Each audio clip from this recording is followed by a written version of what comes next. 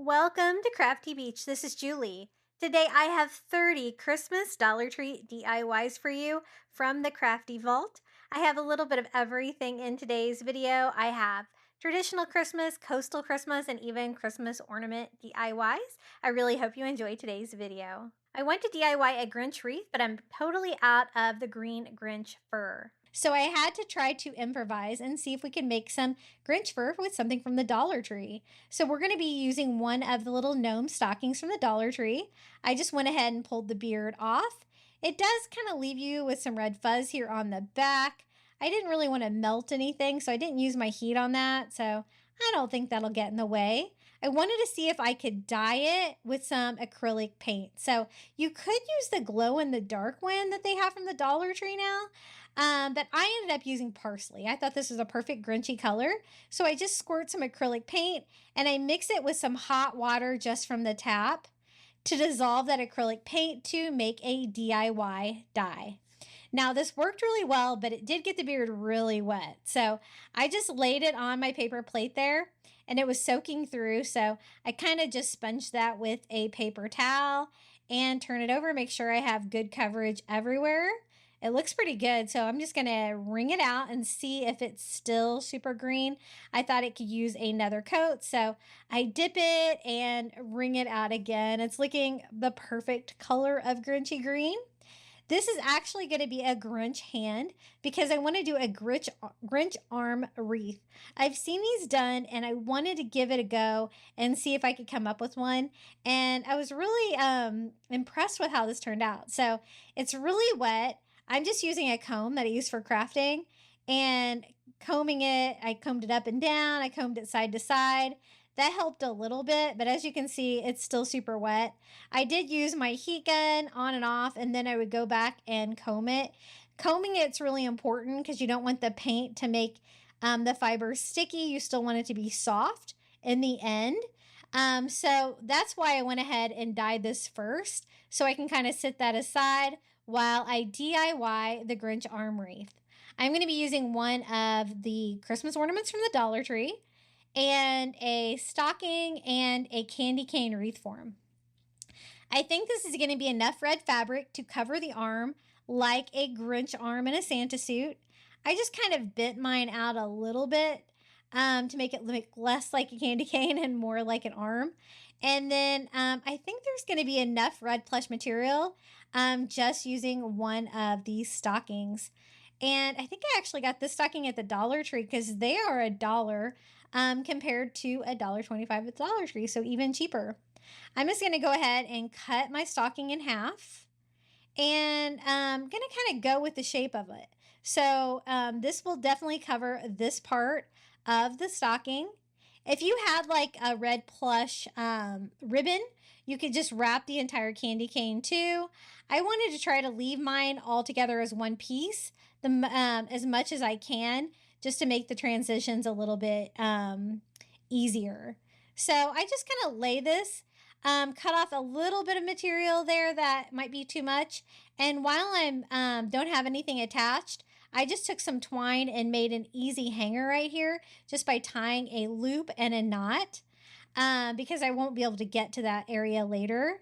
I also cut a little slit there in the fabric from the stocking that I can use so the hanger will be able to poke out. And I'm just going to kind of gather all the material like that. Now, I try to hot glue it to the wreath form and not to the stocking itself because I didn't want the hot glue to come through on the other side of that plush material on the stocking and be visible. And I just kind of glue it to itself, just kind of gathering whatever's kind of closest and gluing it to the wire wreath form. This was a really easy way to cover this, and his entire arm should be like red, like he's wearing a Santa suit. So this will work. And I'm going to do like that kind of iconic Grinch arm where his little furry fingers is holding an ornament. I think this is going to look so cute on my front door for Christmas this year. And then this section is not quite long enough to cover this, so I'm going to have to piece it together, but I did only use one stocking to cover the entire candy cane wreath. And I had been looking for this candy cane wreath form this season. I was so glad I was able to finally find it. I found it at my smallest Dollar Tree, go figure, the one that's not a Dollar Tree Plus. So I just cut a strip here and hot gluing that.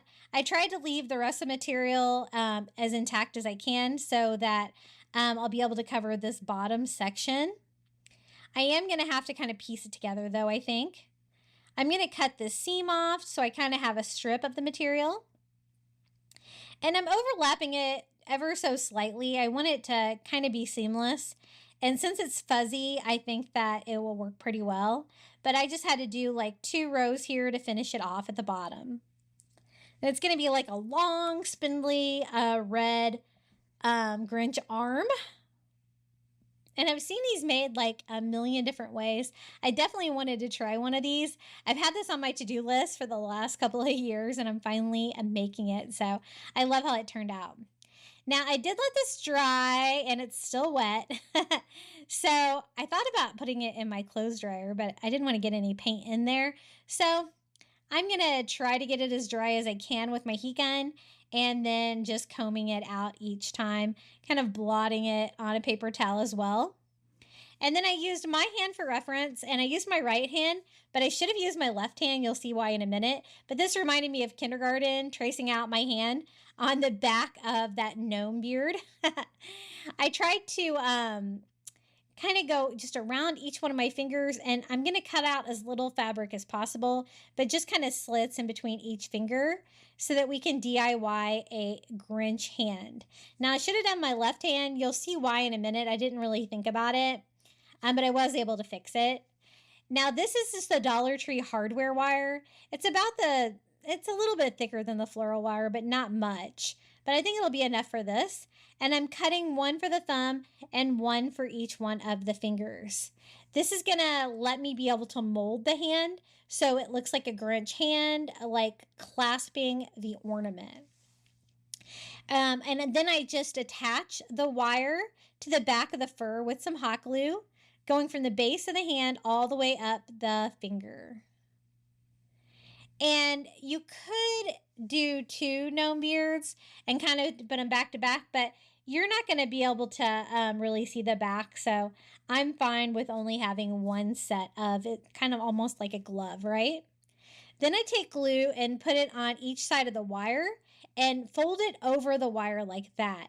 It's going to give me a long, fluffy Grinch finger, and it's going to be moldable. So I do the same thing here with the second one, just gluing that to itself around the wire.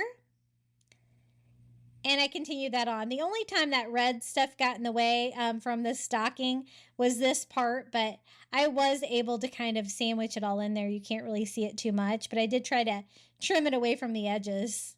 You might want to use some heat on that, your heat gun, and try to get all that off so you don't have to worry about it.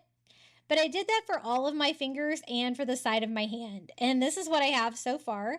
Since there's wire in it, I can mold it and then have little Grinchy hand. I think it turned out really fun.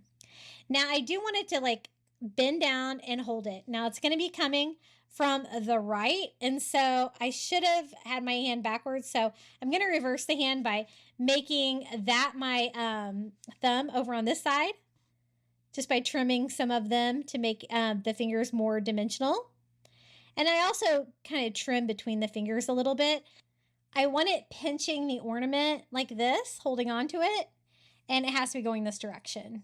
I also want it to look furry though, so I gave it a few more brushes with my comb to fluff out that faux fur. And I think that's going to work. So let's go ahead and attach it to our little candy cane wreath form for a little Grinch's arm. My hands are not very big, but you know, the gnome beard wasn't very big either, but I think it's the proper scale for this size arm. So I just use a little hot glue and I glue that right over the red fur that we attached to the candy cane. Now this was also from that stocking. I saved the white plush part, and that can be the cuff of the Santa suit. So I just cut out a strip of that. It's going to kind of cover where both of those start and stop. And I just attach it back here on the back with some hot glue. Super easy way to do that part of the Santa suit. This does kind of like attract everything in that material. So I'm just going to clean that up a little bit. And then this is the ornament. It's got like swirls on the side of it. It's bright red, and I think it's going to be perfect. It's a large ornament. I just use the actual ornament hanger like that, and I'm going to kind of put that in his fingers like he is holding on to the ornament for that classic Grinch pose like that. And I was trying to think if I needed to wire it or anything, but I don't think so. I think if I just glue the fingers together, the finger to the thumb, that it will be able to hold it. The ornament's not super heavy. And let it dangle down just like that. This was such an easy wreath form to do for Christmas, and it goes great with the Christmas movie theme for the movie The Grinch. Let me show you how this looks hanging up. I love it. The stocking actually worked pretty well. It gave me plenty of material to cover my entire like little Grinch arm, and my faux Grinch fur actually turned out really good as well. Isn't that so sweet? I love it. I've always wanted to make one of these, and I'm so glad that I finally crafted one. Hey guys, if you're enjoying this video, don't forget to like this video. Don't forget to subscribe. Really close to 50,000 subscribers. And if you could hype this video, I'd really appreciate it. Okay, next DIY. I'm going to make a wreath, and I wanted to make a wreath form. Now, I wanted to see if I could actually cut out a wreath form with these Dollar Tree cutting mats. So this is a first try for me. I'm using a strong grip cutting mat for my Cricut, and then I'm going to go in Cricut Design Space and try to do a wreath form. Because I needed something that was going to be flat that I can make this beach wreath with. So I make 2 circles. And I'm going to kind of show you how I put this together. So I did 2 circles, one black, one white, and then put one on top of the other one and resize it. Now, my cutting mat will only go up, or my cutting mat is 11 inches wide. So I thought 10.5 inches was probably as big as I could make the outside circle. And then I just sliced it and made my own wreath form. Pretty fun, huh? I'm going to cut this out on my Cricut Explore Air, and I was reading online and it said to use the chipboard 0.37 millimeter setting, and so that's what I'm going to use to cut it. I also changed my pressure from default to more, but I was really impressed that it actually worked. Look at this. And you guys know I love crafting with these little cutting mats from the Dollar Tree. So now that I know that I can cut them on my Cricut, that just opens up the opportunity for more, because cutting a perfect circle like this is so hard. But there it is, my little cutting mat wreath form. Perfect for my little coastal Christmas wreath that I wanted to put together. Now you're like, well, what are you going to put on it? We are going to do Dollar Tree sand dollars. So these are the sand dollars from the Shore Living line. I stock up on these every year. They come out spring through summer. So be sure to stock up. I always try to give you guys a heads up. I try to go to the stores every day until I see that they start putting them out. And every store, of course, is a little bit different. Now, I'm going to use a total of 12. So that's 4 packages to go all the way around my wreath. And I am going to connect it to the cutting mat on one side and overlap it with the one next to it on the other side. So they're all kind of nested on top of each other. Before I get any further, I do want a hanger for my wreath. So I'm just going to take some Dollar Tree twine, tie that around our little cutting mat wreath form, and then tie a little loop so we'll have a hanger before we start attaching everything down. Now, so one side's going to be attached to the cutting mat, one side's going to be attached to the sand dollar next to it. So a total of 12 for this part, but I do use one more when I go to decorate my wreath. So I'm going to go ahead and glue things first. That way I can glue to the actual sand dollar, not to paint. I am going to paint it though. So I went ahead and glued my first one down to the cutting mat. And then I'm going to glue this one to the cutting mat and to the sand dollar to the left and a little bit under it, overlapping them a little bit. I don't get my spacing perfect on these, but I did a pretty good job. I was trying to like kind of lay them down first to see exactly where I need to put my hot glue, and put hot glue where it'll glue it to the mat and where it'll lay flat enough to be able to glue it to the sand dollar next to it. I was a little worried whether hot glue would be strong enough to hold up for this, but actually the wreath in the end turned out a lot sturdier than I imagined without, an actual like metal wreath form or something like that. But gluing it to something flat, like the cutting mat like this, I think was key kind of for the stability on this. And we are almost done. I just have one more to fit in here. I have to kind of nest it in, so it's going to be a kind of a multi-step process to get everything glued together here. But I just kind of went underneath that first one and laid that one right on top. And just cleaning up any hot glue strings, kind of pressing that all down on the cutting mat wreath form. Pretty cool, huh?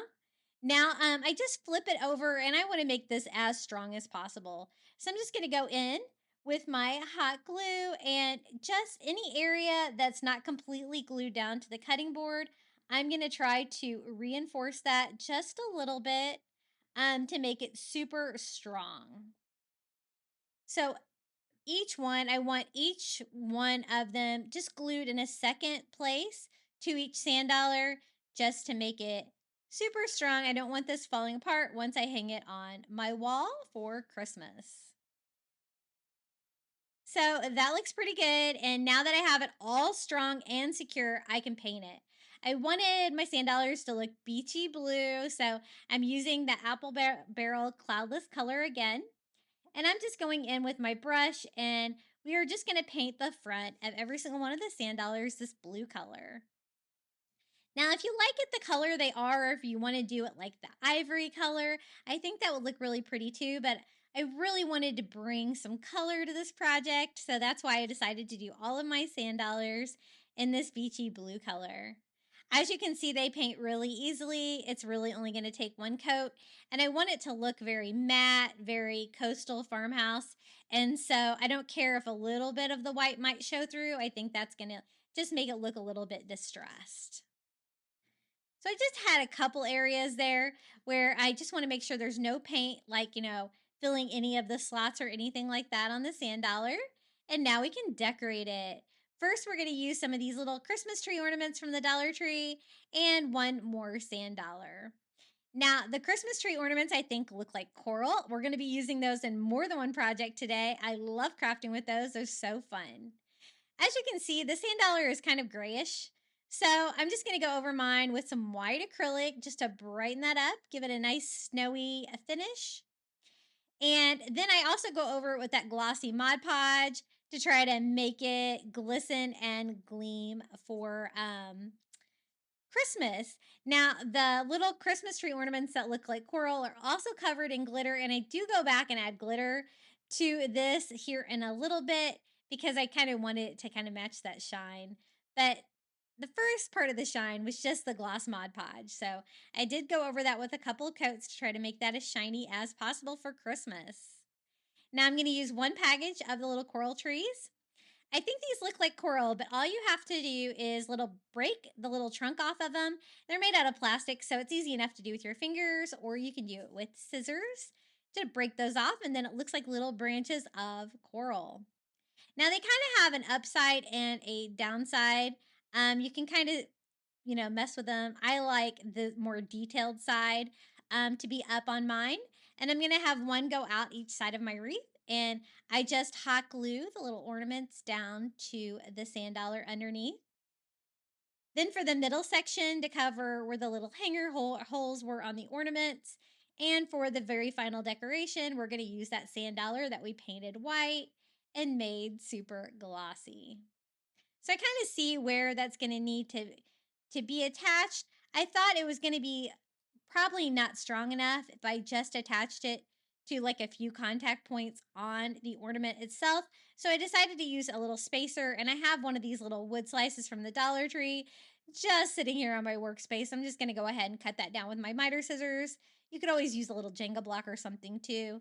I just wanted something that I could glue it to that would be a little bit sturdier. So I glue that to the sand dollar underneath and then glue the sand dollar down to the ornaments and to that little wood spacer that we added there to make sure that's nice and strong. I don't want that falling off my wreath. Now, again, I wanted it to be extra shiny, so I went and picked up some glitter. I ended up having to go to Walmart to get this white glitter because I couldn't find any at Dollar Tree, but I was happy to find this. It was only a couple of dollars at Walmart, and it has all these colors of glitter. So I am just going to use Mod Podge to attach it. So I just do another coat of Mod Podge all over the little sand dollar. And then we can go in and sprinkle that white glitter all over. It's going to make it extra sparkly, just like the little coral trees that we attached to the sides. So I just go over it with one coat of glitter, and I hate working with glitter because I think it goes everywhere, but I put a cutting mat down, so I did a pretty good job of catching all of the glitter. And I'm going to make sure it's good and dry too before I stand this up. But this is how it turned out. Our little Dollar Tree sand dollar wreath. I love it, and I'm so impressed with the cutting board wreath form. What a great idea. This is how it turned out. It's a little hard to bring you the shimmer of the sand dollar and the coral trees, but they are extra sparkly with that glitter, and I think they look so festive for Christmas. I just love those little coral trees. Now I'm going to show you how you can take like one of these existing ornaments from the Dollar Tree. This is the little star one, and make it into a coastal ornament. So even though it's all bedazzled and pretty with little pearls on the back, on the front, the back is just a plain canvas. So we're going to kind of just try to make ours look like a starfish instead. If you don't have any of the starfish left over from the shore living line, this is an option for you. I just paint over the white glitter with some ivory acrylic to give me a matte ivory surface there on the back. And you're not going to be able to see the other side of the ornament, so I think it's going to work well. Then we're going to use these little bead stickers in this beautiful blue color. If you can't find these in a color you like, they're super easy to paint as well. And I love them again because they're on the string. You can kind of just make them go whatever direction you want. I want to just kind of bedazzle it like we did the starfish before. Just by making like little 5 rays for our starfish. And I love that beachy blue color against the ivory. It totally goes with my coastal decor. So I do that with all 5 rays, just kind of making it how long I want it. And then I actually have some blue and white twine from the Dollar Tree too. So I thought that would be a nice touch for an ornament. I just thread that through the existing little ornament hanger and tie that off. And then I kind of wanted to add like a little bit more detail. So I thought maybe a few more of the little bead stickers here, like in the crevices where it kind of goes down. We give it a little bit more dimension and just a little bit more color and details. So we're just going to kind of stick those on. The glue on those is kind of rubbery, so you can just kind of tear it as needed. And just further bedazzle our little starfish. I think that looks so pretty, those colors. And then I kind of wanted to finish off the edges. You could totally leave it like that, but I thought it'd be fun to kind of frame it out with some twine. So this is that thicker twine from Walmart, but you could totally use the twine from Dollar Tree. And I thought it would be great just to go all the way around and kind of frame it out. It's going to give it a little bit of contrast and kind of make the edges look a little bit, more wild than just the plain plastic star shape. And this is just a quick way that you can take an existing ornament from the Dollar Tree and transform it into a coastal ornament. Super easy, and you're not going to be able to see the back of it anyway, so it's going to look like a starfish.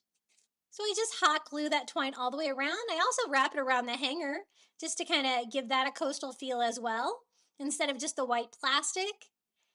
And then again, it is a little fuzzy, that twine, so I'm just going to go around with a lighter, kind of burn off any of the fuzzies. And there it is, our little starfish ornament. Super cute. And all we used were a few items from the Dollar Tree. I love those little bead stickers. Isn't that like the prettiest shade of blue? And I love like the iridescent. It looks great with like my Christmas lights for Christmas. And this was just so easy to put together. And I really like the twine, like framing it out. I think that just provides just another little fun coastal touch. Now for the next one, we're going to do a reindeer and like a reindeer barn. kind of like something that you would see at the North Pole. So I picked up a reindeer sign from the Dollar Tree Christmas section and a house sign from the Crafter Square at Dollar Tree. And we're going to make that into a barn is my intention. Now, I do want to kind of cover up the wood here on the base of our deer first. And I want to make him look really cool. He's got this red and black buffalo check, but I want to cover him in cinnamon. I think that would look really cool. The brown's going to go great for a reindeer. It's going to make it smell great for Christmas time. But I was worried the cinnamon wouldn't cover up this bright red pattern on here, right? So I go over the whole thing with just some real brown apple barrel acrylic paint first. As you can see, the first coat with the sponge on there barely gave me any coverage whatsoever. So I'm going to have to take a couple of coats of brown on there first, and that's going to give me a great background for the cinnamon we're going to add. I used cinnamon to craft a fall wreath with Dollar Tree squirrels, and I loved the effect. So I wanted to see if I could recreate it for a Christmas project, and I think it turned out really well. Now, once I get the paint on there and dry, I'm going to do some Mod Podge, and I'm going to go over the entire thing with Mod Podge. You could also use school glue for this. It's going to be kind of like gluing on sand. You guys have seen I've done that on many coastal projects. But you're going to need a nice coat of glue first. And then what I'm going to do is go on there and sprinkle the cinnamon on top. Now, this does make a big mess. I probably should have put something down below before I did it because it was a little messy. So keep that in mind. I just sprinkle my cinnamon all over, and you can get cinnamon from the Dollar Tree too to craft with. I just grabbed mine out of the spice cabinet to make it easy. And then I'm going to go over it with some spray glue. This is the one I'm using. It's a Gorilla spray glue adhesive. I usually use the spray glue aerosol cans like that from the Dollar Tree, but I've had trouble finding them lately. So I had to get some on Amazon, and I do like it. I think I have it linked in my Amazon shop as well, too, if you need some spray adhesive. I did notice that when I dried it, some of my cinnamon came off. So I added a little bit more Mod Podge and sprinkled more cinnamon on that area to try to fix that. And it is going to require several coats to get me a really even brown coating of the cinnamon all over the reindeer. So I sprayed it with the glue again. As you can see, that spray glue glues it from the top, so it's going to glue it down, but it also kind of changes the texture and the color of it as well. I noticed that the legs really needed more cinnamon, and the head and the antlers too. So I'm going to add a little bit more Mod Podge, and we're going to sprinkle on more cinnamon. And I'm just going to kind of keep adding cinnamon to it until I get a good coverage. So I just sprinkle that all over too. And then again, spray it down with the adhesive. And I love the way this project smells. It's so cool. I'm going to make this a standalone sign using that stand that's on the reindeer. But if you wanted to make this a hanging sign, you probably could. I thought the legs, the antlers, a couple areas needed a little bit more cinnamon. So again, more Mod Podge, more cinnamon, and then more spray adhesive. It's starting to look more uniform. I think one area here, the legs over here, maybe needs a little bit more. I'm really trying to avoid any of the white areas, and I want it all to be nice and brown. This is what it looks like. I think it's really cool. A little cinnamon reindeer. Just going to go ahead and remove the painter's tape, and we can start on our barn. Now, I know this is a house, but I'm going to show you how I convert it into a barn. This Dollar Tree wood signs are usually not very thick, so you can cut them. So I just use a razor blade, and I am going to cut the chimney off, and that's going to give it more of the A-frame, like barn shape that I want without a chimney. So I just cut that from both sides and try to trim it up a little bit to give myself a smooth roof line for this. Now I want to decorate this like this would be a barn at the North Pole, Santa's Village. And so I'm going to make it red, add some Christmas lights and greenery to it to make it really festive. Now, since I want to make it red and it's currently black, I know they have these in different colors. This was the only one I could find at Dollar Tree.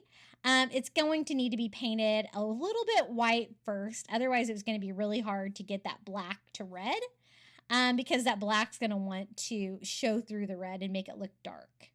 I want it to look bright red and festive. So I just go over it with some white acrylic first, using a brush to kind of get down into the grooves of the slatted boards. And then for the paint, we're going to use bright red acrylic, and we're going to go over everything here.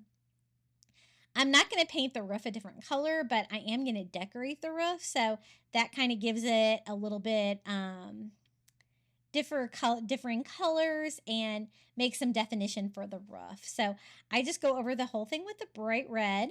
And then I also go in the different seams there with a brush. And, you know, red is hard to get good coverage. So even though I did paint it white first, it is still going to take a couple of coats here to give me a bright red. So I just add another coat of red. And then I'm going to decorate this with some paint pens. Nothing crazy. I'm not going to add any words or anything to it. I don't think it's really large enough for that, but I am going to add some fun little barn touches. So I start with my white paint pen and a ruler, and we're going to make a barn doors on this. Now, I would like it to be a little thicker, so I do a double line here of my paint pen. The other side of the door is going to be right over here to paint that on, and I want it to look like a traditional barn door. So we're going to do like the X shape on it. So I'm going to do the top of it like this, and I'm trying to not, you know, mess up any of that fresh paint. So I do make sure that's dry, and then I'm going to go on and draw the X on here for our barn door. I thought about making a little window at the top, like with a loft, but I am going to decorate that with Christmas lights and stuff, so I don't think it really needs any more details. I think this is going to give me the barn look.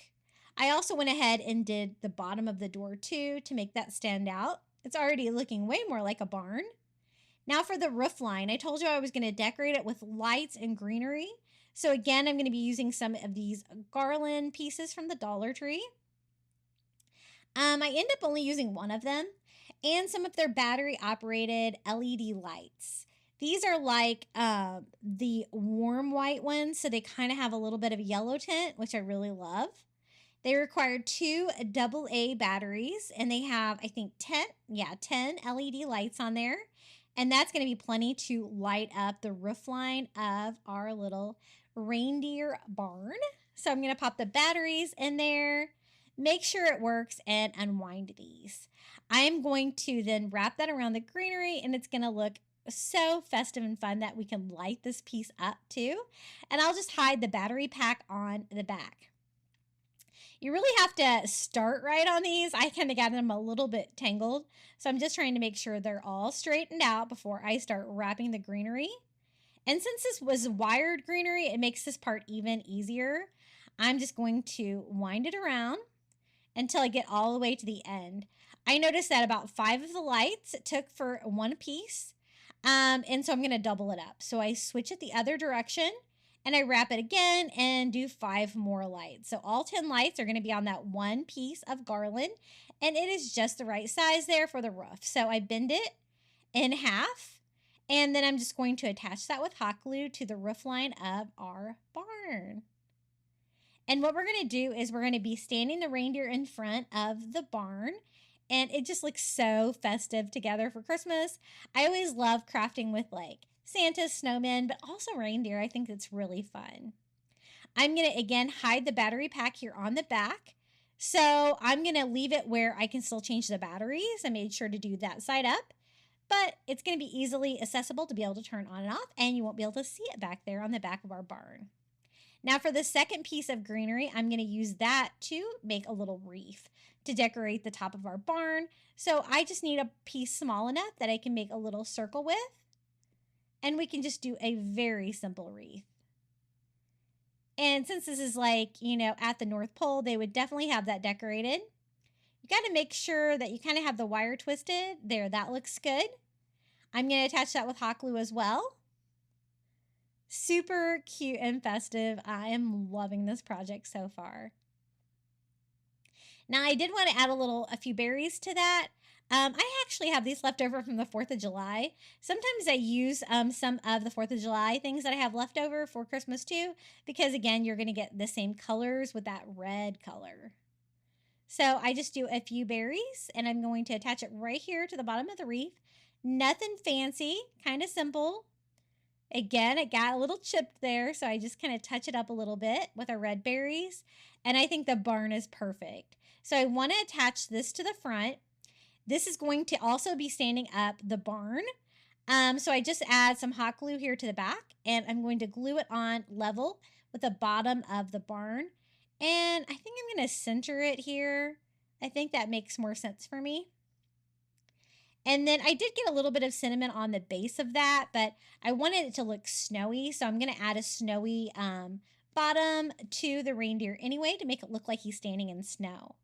To do that, I'm going to use one of the Dollar Tree microfiber mop heads. I love using these for snow for crafts. They make great snowy cover for like if you put like on winter houses and stuff like that. I've used that from before with my gingerbread crafting. I love it. I cut out a strip here for the front that I can attach to the base. And then I don't have a lot of room behind the reindeer, so I tried to cut down a very thin strip of it. But if you go too thin on these microfiber mop heads, they kind of fall apart. But that's okay. I can just use the pieces and just kind of glue them down separately. I just want a little bit of snow to be behind him as well. And so I just cut that fluff down and glue it back there. And then I can attach that larger strip that I cut to the front for the front of the snowy area. So I just attach that with hot glue too.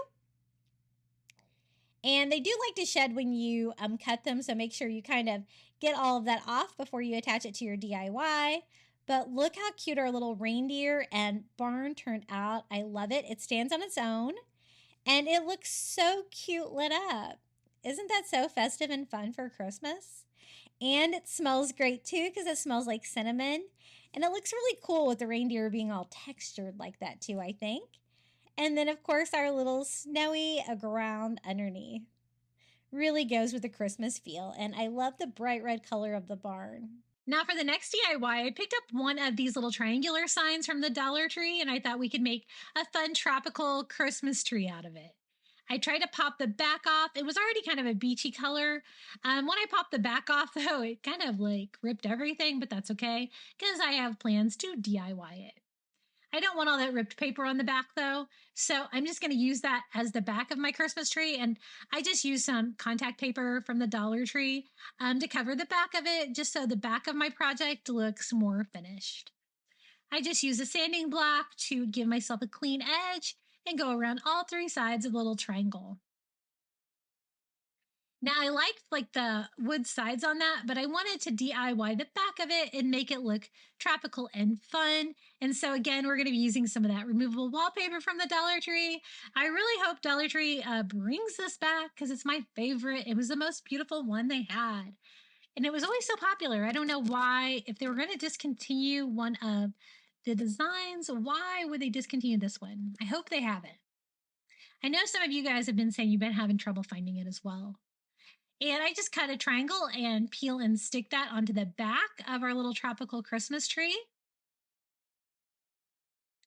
And then we can reattach the frame like that.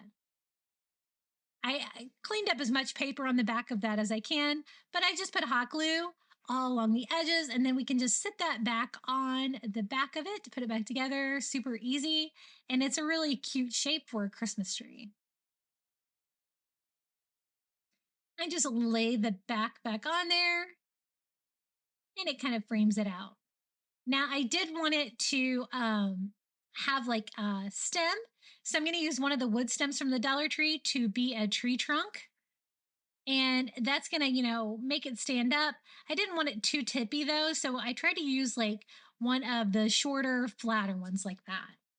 Just going to hot glue that to the base to make a little tree trunk for a Christmas tree. That looks coastal and fun. And again, we're going to use a starfish for the tree topper. I love that for a Christmas tree topper. And that is a starfish that I got on Amazon. But again, you could use the ones from Dollar Tree. It's looking super tropical, but I thought it needed a little bit more festive. So we're going to use some of that red pom-pom garland from the Dollar Tree. And it's going to work as garland and ornaments. I'm just going to leave it all together. Hot gluing it here to one side.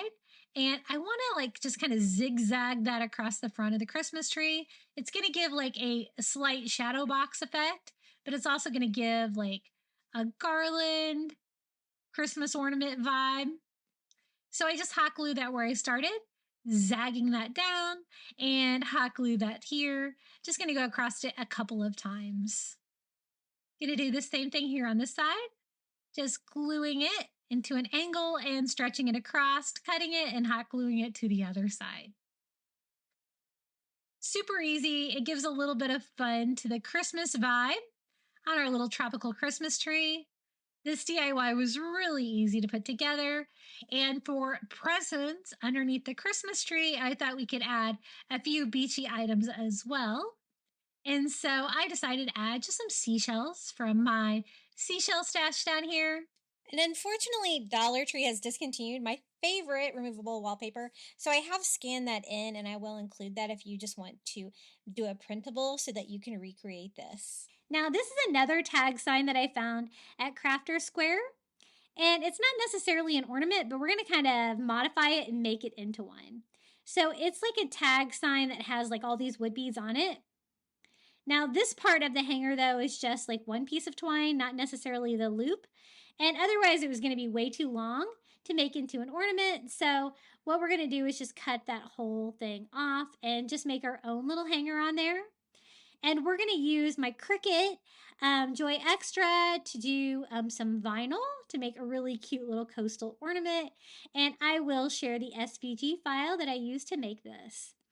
So I just tied twine off the little tag, and I'm using some of those white and beachy blue wood beads again for a little decor there at the top in color, and just tie a loop in that twine to make a hanger. Now, I designed a couple images and cut them out with my Cricut vinyl. I designed a palm tree using ChatGPT, using AI to make an SVG for my Cricut, and I've never done that before, but I was actually impressed. It worked pretty well. And I'm going to have it say deck the palms. So I will share these SVGs individually so you can do yours in different colors as well, like I did. I did this great like mint green color for the palm tree decorated for Christmas. Isn't that so cute? It did so good. AI, first time I've used it to make an SVG. I kind of told it exactly what I wanted to do with it, and it did a good job. Now I'm going to use my paper transfer paper, and I love the paper transfer paper. I get that on Amazon. It is available in my shop. I love it because it works so well. It doesn't take paint off. You can reuse it. I'll show you that here in a second. Just making sure I have all my little dots down. And we're going to do the little blue decorated palm tree first, just leaving the wood natural. That's already going to look nice and beachy. And put that right down here on the bottom and scrape that on. I'm using real Cricut vinyl here, so it's premium, so it's actually pretty easy to work with. And just transferring all of that on there. Now, the white that I used is matte, which I like. It looks coastal. I used glossy for the blue, but I'll show you how I'm going to kind of try to take the gloss out of that a little bit to kind of make it all a little bit more matte finish. And we're going to go ahead and transfer our vinyl over to our paper. Just got to make sure that everything stays down. Whenever you're weeding and doing all that kind of stuff, you really have to take your time. Otherwise, you're going to leave some of it behind. And I didn't really take into account the hole in the top of my tag, so I'm going to have to overlap mine slightly, but I think that's going to be okay. And I scrape that on, deck the palms, a perfect little saying for coastal Christmas. How cute does that look? I'm making sure that all my vinyl is good and secure. And then I want to kind of rough up that glossiness. I'm going to do that with sandpaper to kind of take away some of the finish on that. And it kind of pushes the vinyl down into the wood too, making sure it's super secure. And then I'm going to go ahead and seal the vinyl anyway with some matte Mod Podge. Again, it is the premium vinyl. It probably doesn't need to be sealed, but again, I kind of wanted to take away the shininess from the bluish green vinyl that I used there. And that is just some Cricut vinyl that I got on clearance recently at Cricut. I think it turned out so cute. Deck the palms. This is how it looks hanging my tree. So easy. And I love those little wooden tag signs. Again, I found those at the Crafter Square. Not necessarily a Christmas ornament, but I think it makes a perfect Christmas ornament. And that little palm tree decorated for Christmas image is so cute. Okay, for the next DIY, I picked up a Dollar Tree vase, kind of a cute one, and some of these little apples, cinnamon.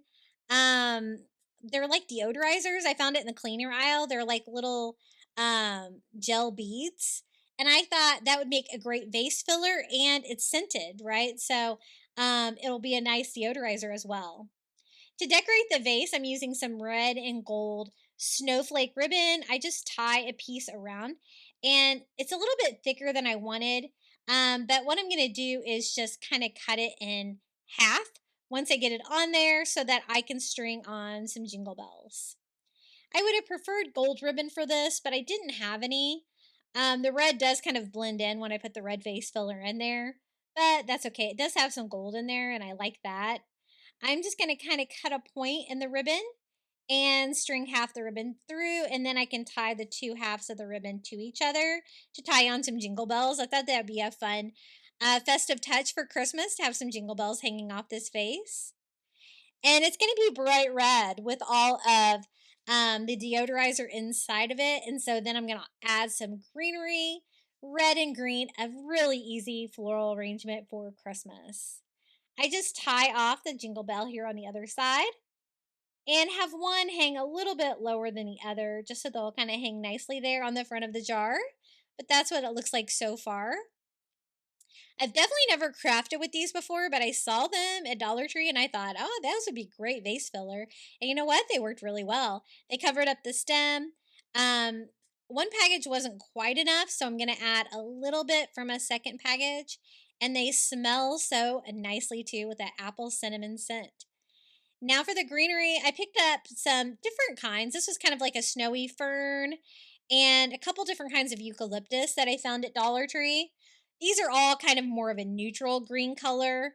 And I think they look really nice, but I want to add some festive colors to it too. So I picked up some holly from the Dollar Tree with like the bright green, the red berries, and I'm going to kind of put that in the middle. So it's not overpowering, but it does add a little bit of color to the project. Let me show you how this looks.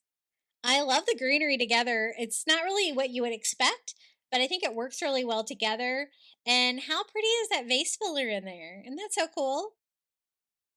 Now, I don't know how safe those things are if you have any little ones around. So I probably wouldn't advise that in case they might want to eat them. They do smell nice. But this is how it turned out, my little floral arrangement. For the next one, I'm using one of the Dollar Tree tinsel Christmas trees. These are great for making Christmas trees as well. I use these a lot, and I use the large party hats from the party aisle at the Dollar Tree to make Christmas trees. For the material, I got this at Walmart. It's that big fuzzy yarn. I got it on clearance for like $3.50 for this giant package. And I'm just going to start by tying it to the bottom. It's kind of a great like beachy blue color, but it's also got like a silver glitter like tinsel throughout, which I think it makes it look sparkly for Christmas.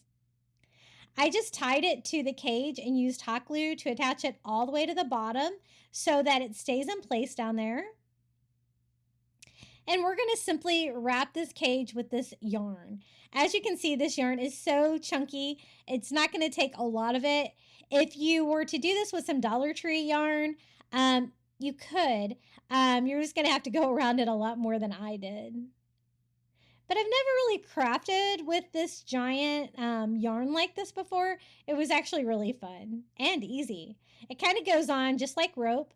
And so using like the little tabs that were on there, I can wrap it all the way to the top and just cut and glue the tip down. Now, you could leave it just with the yarn. It's really kind of pretty as is, but I wanted mine to be coastal, so we're going to add some ornaments to mine to decorate it a little bit further. To do that, I'm going to use starfish. These are the little tiny starfish that I get on Amazon. Sometimes you get them and they're all real tiny like this. Sometimes you get them, they're like half tiny, half that medium size that I've been using. So you never really know what you're going to get, but I think they're really cute. And I order them all the time from Amazon. They are linked in my Amazon shop as well. And I am just going to glue those all over for little ornaments, kind of staggering them, adding a little dot of hot glue everywhere I want a starfish. And I'm only going to do like the front and the two sides. No need to decorate the back of this. You're not going to be able to see it back there. But if you did have it somewhere where you're going to be able to see all the sides, you might want to go all the way around. I kind of like the fact that the starfish are all a little bit different sizes as well. And I just do that all the way to the bottom. I'm not going to do like a tree topper on this. I already have, I think, enough starfish on there. And I think this is going to look really cute sitting next to that Driftwood Christmas tree. Maybe a few more here just to finish it off. And let me show you how it turned out. It's kind of hard to see that tinsel in this lighting, but it does sparkle a little bit with the tinsel. And I love the starfish all over. That material looks really cozy and warm too, which is very fun for Christmas. Okay, the next DIY. Now this one's not even white. This is just the silver glitter tree ornament they always have at the Dollar Tree. But again, just like the Starwood, it's got a plain back. So you can kind of use that as a blank canvas and do whatever you want with it. I mixed some Caribbean blue and ivory together and acrylic paint to give me this light beachy blue. And we're just going to simply paint over the glitter, sealing it in there and kind of making it go away. So it doesn't really even matter what color you start with. You just have to kind of remember that most of the ornaments that you can get at the Dollar Tree do have a plain back like this, where it can kind of give you a plain canvas. And we can now decorate it to make it look like a little coastal Christmas tree instead. So this is that burlap ribbon that we used before for the jellyfish with the squiggles. I thought this would make great garland and look super beachy. And if I can just kind of diagonal it down the Christmas tree, it'll look like garland. So I just kind of wrap it all the way around like that. And then we can just attach it with a little bit of hot glue. I'm just going to kind of leave the back of the ornament. You're not going to be able to see it anyway, and I didn't really want to kind of deal with that. There's a lot going on back there.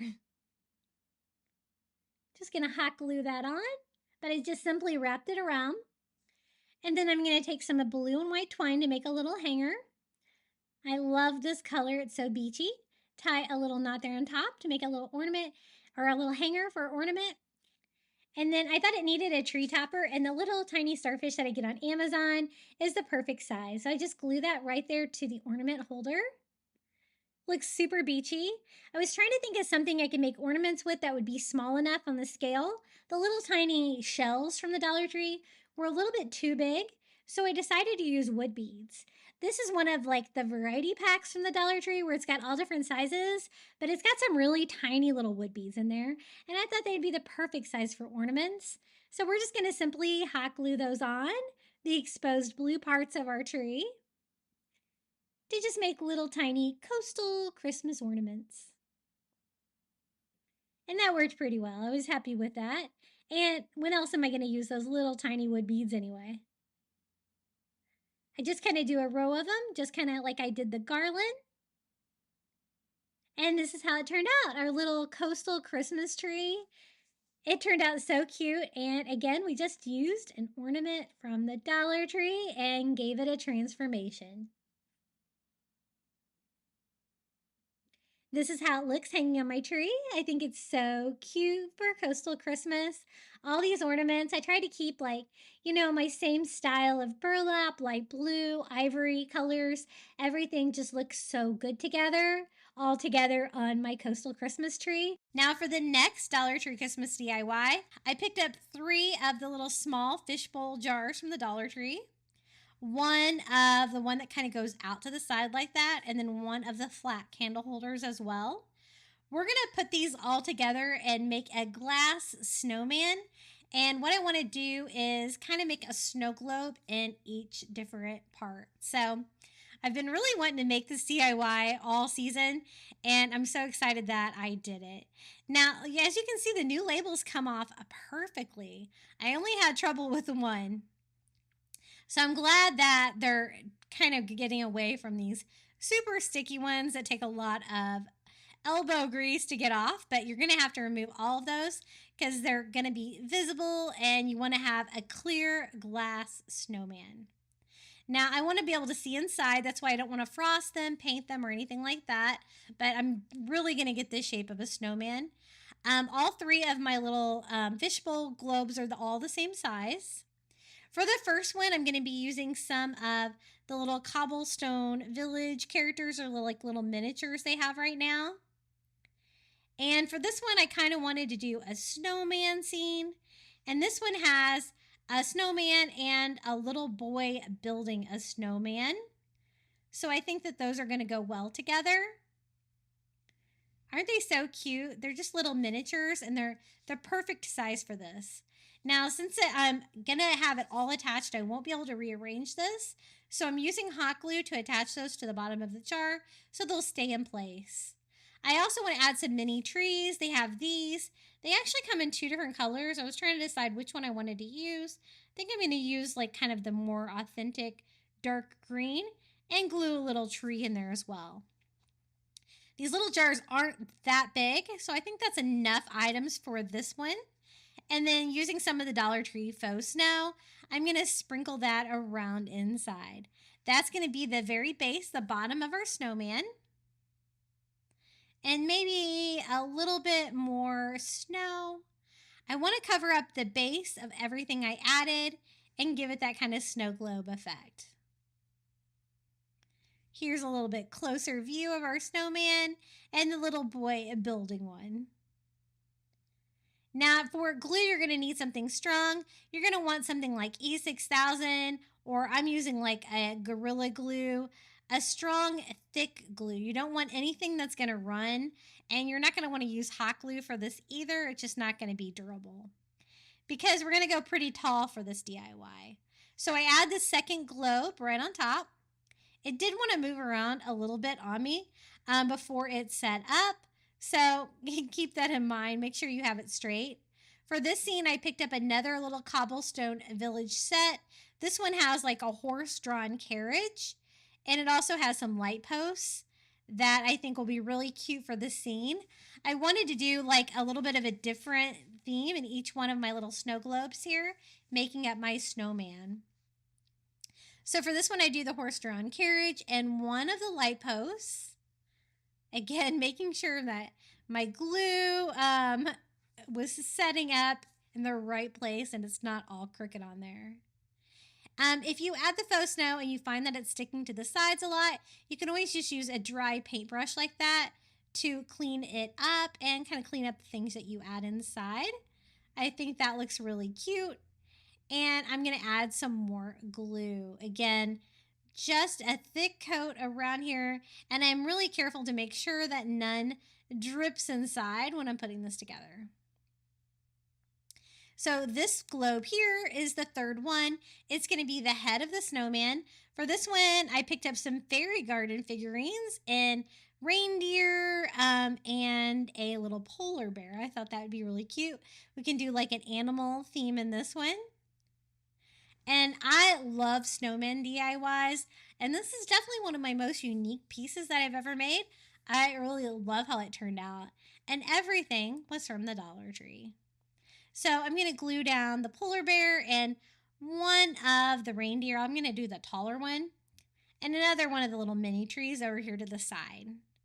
About 3 items is definitely max for the size. You could always do this with the $3. I think they're $3, the larger ones at Dollar Tree plus 2. But you're probably going to have to try a different method for the hat.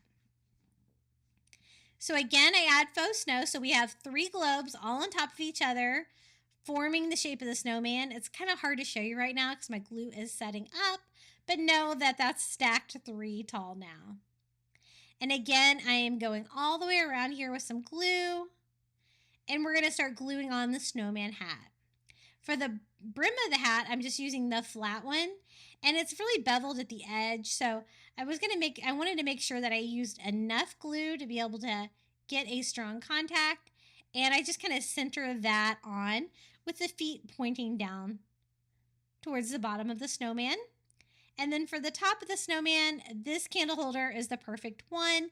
I've actually used the 2 top pieces to make a snowman hat, like 3-wick candle in a previous video from a couple of weeks ago. And I love how it turned out. So remember that to make the snowman hat on this one. Again, I add glue and I'm gluing that all together. I want to make sure this all stays together in one piece. Now, since it's open like that, I'm going to decorate in there too. I'm going to use the leftover Santa Claus I had and the reindeer and a little light post up here. Do a winter scene here too. At first, I wanted to do maybe a black candle or something like that up here for the snowman hat. But since it's such a tall piece, I don't want like a candle to be there in case it were to fall over. I wouldn't want to start a fire or anything like that. So I'm just going to decorate it as well. And around the brim of the hat, I'm going to add some more faux snow to kind of finish off that snowy vibe. This was so fun to make. Let me show you how it turned out. As you can see, there's just a little scene in each part of the snowman. I love the fact that the snowman is just all clear glass.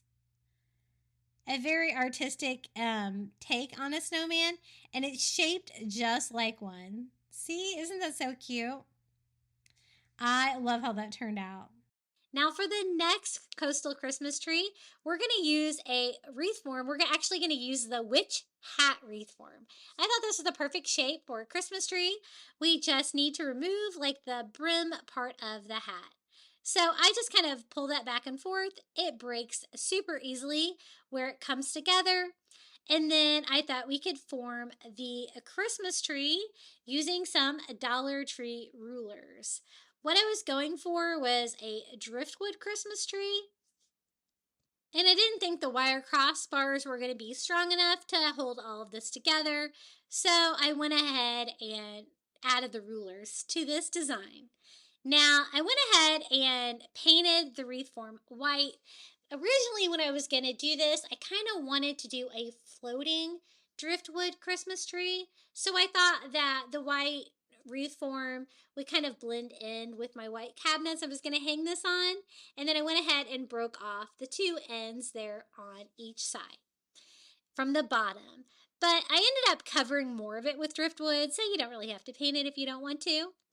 But the rulers are going to be kind of the little stepping stones here of our Christmas tree.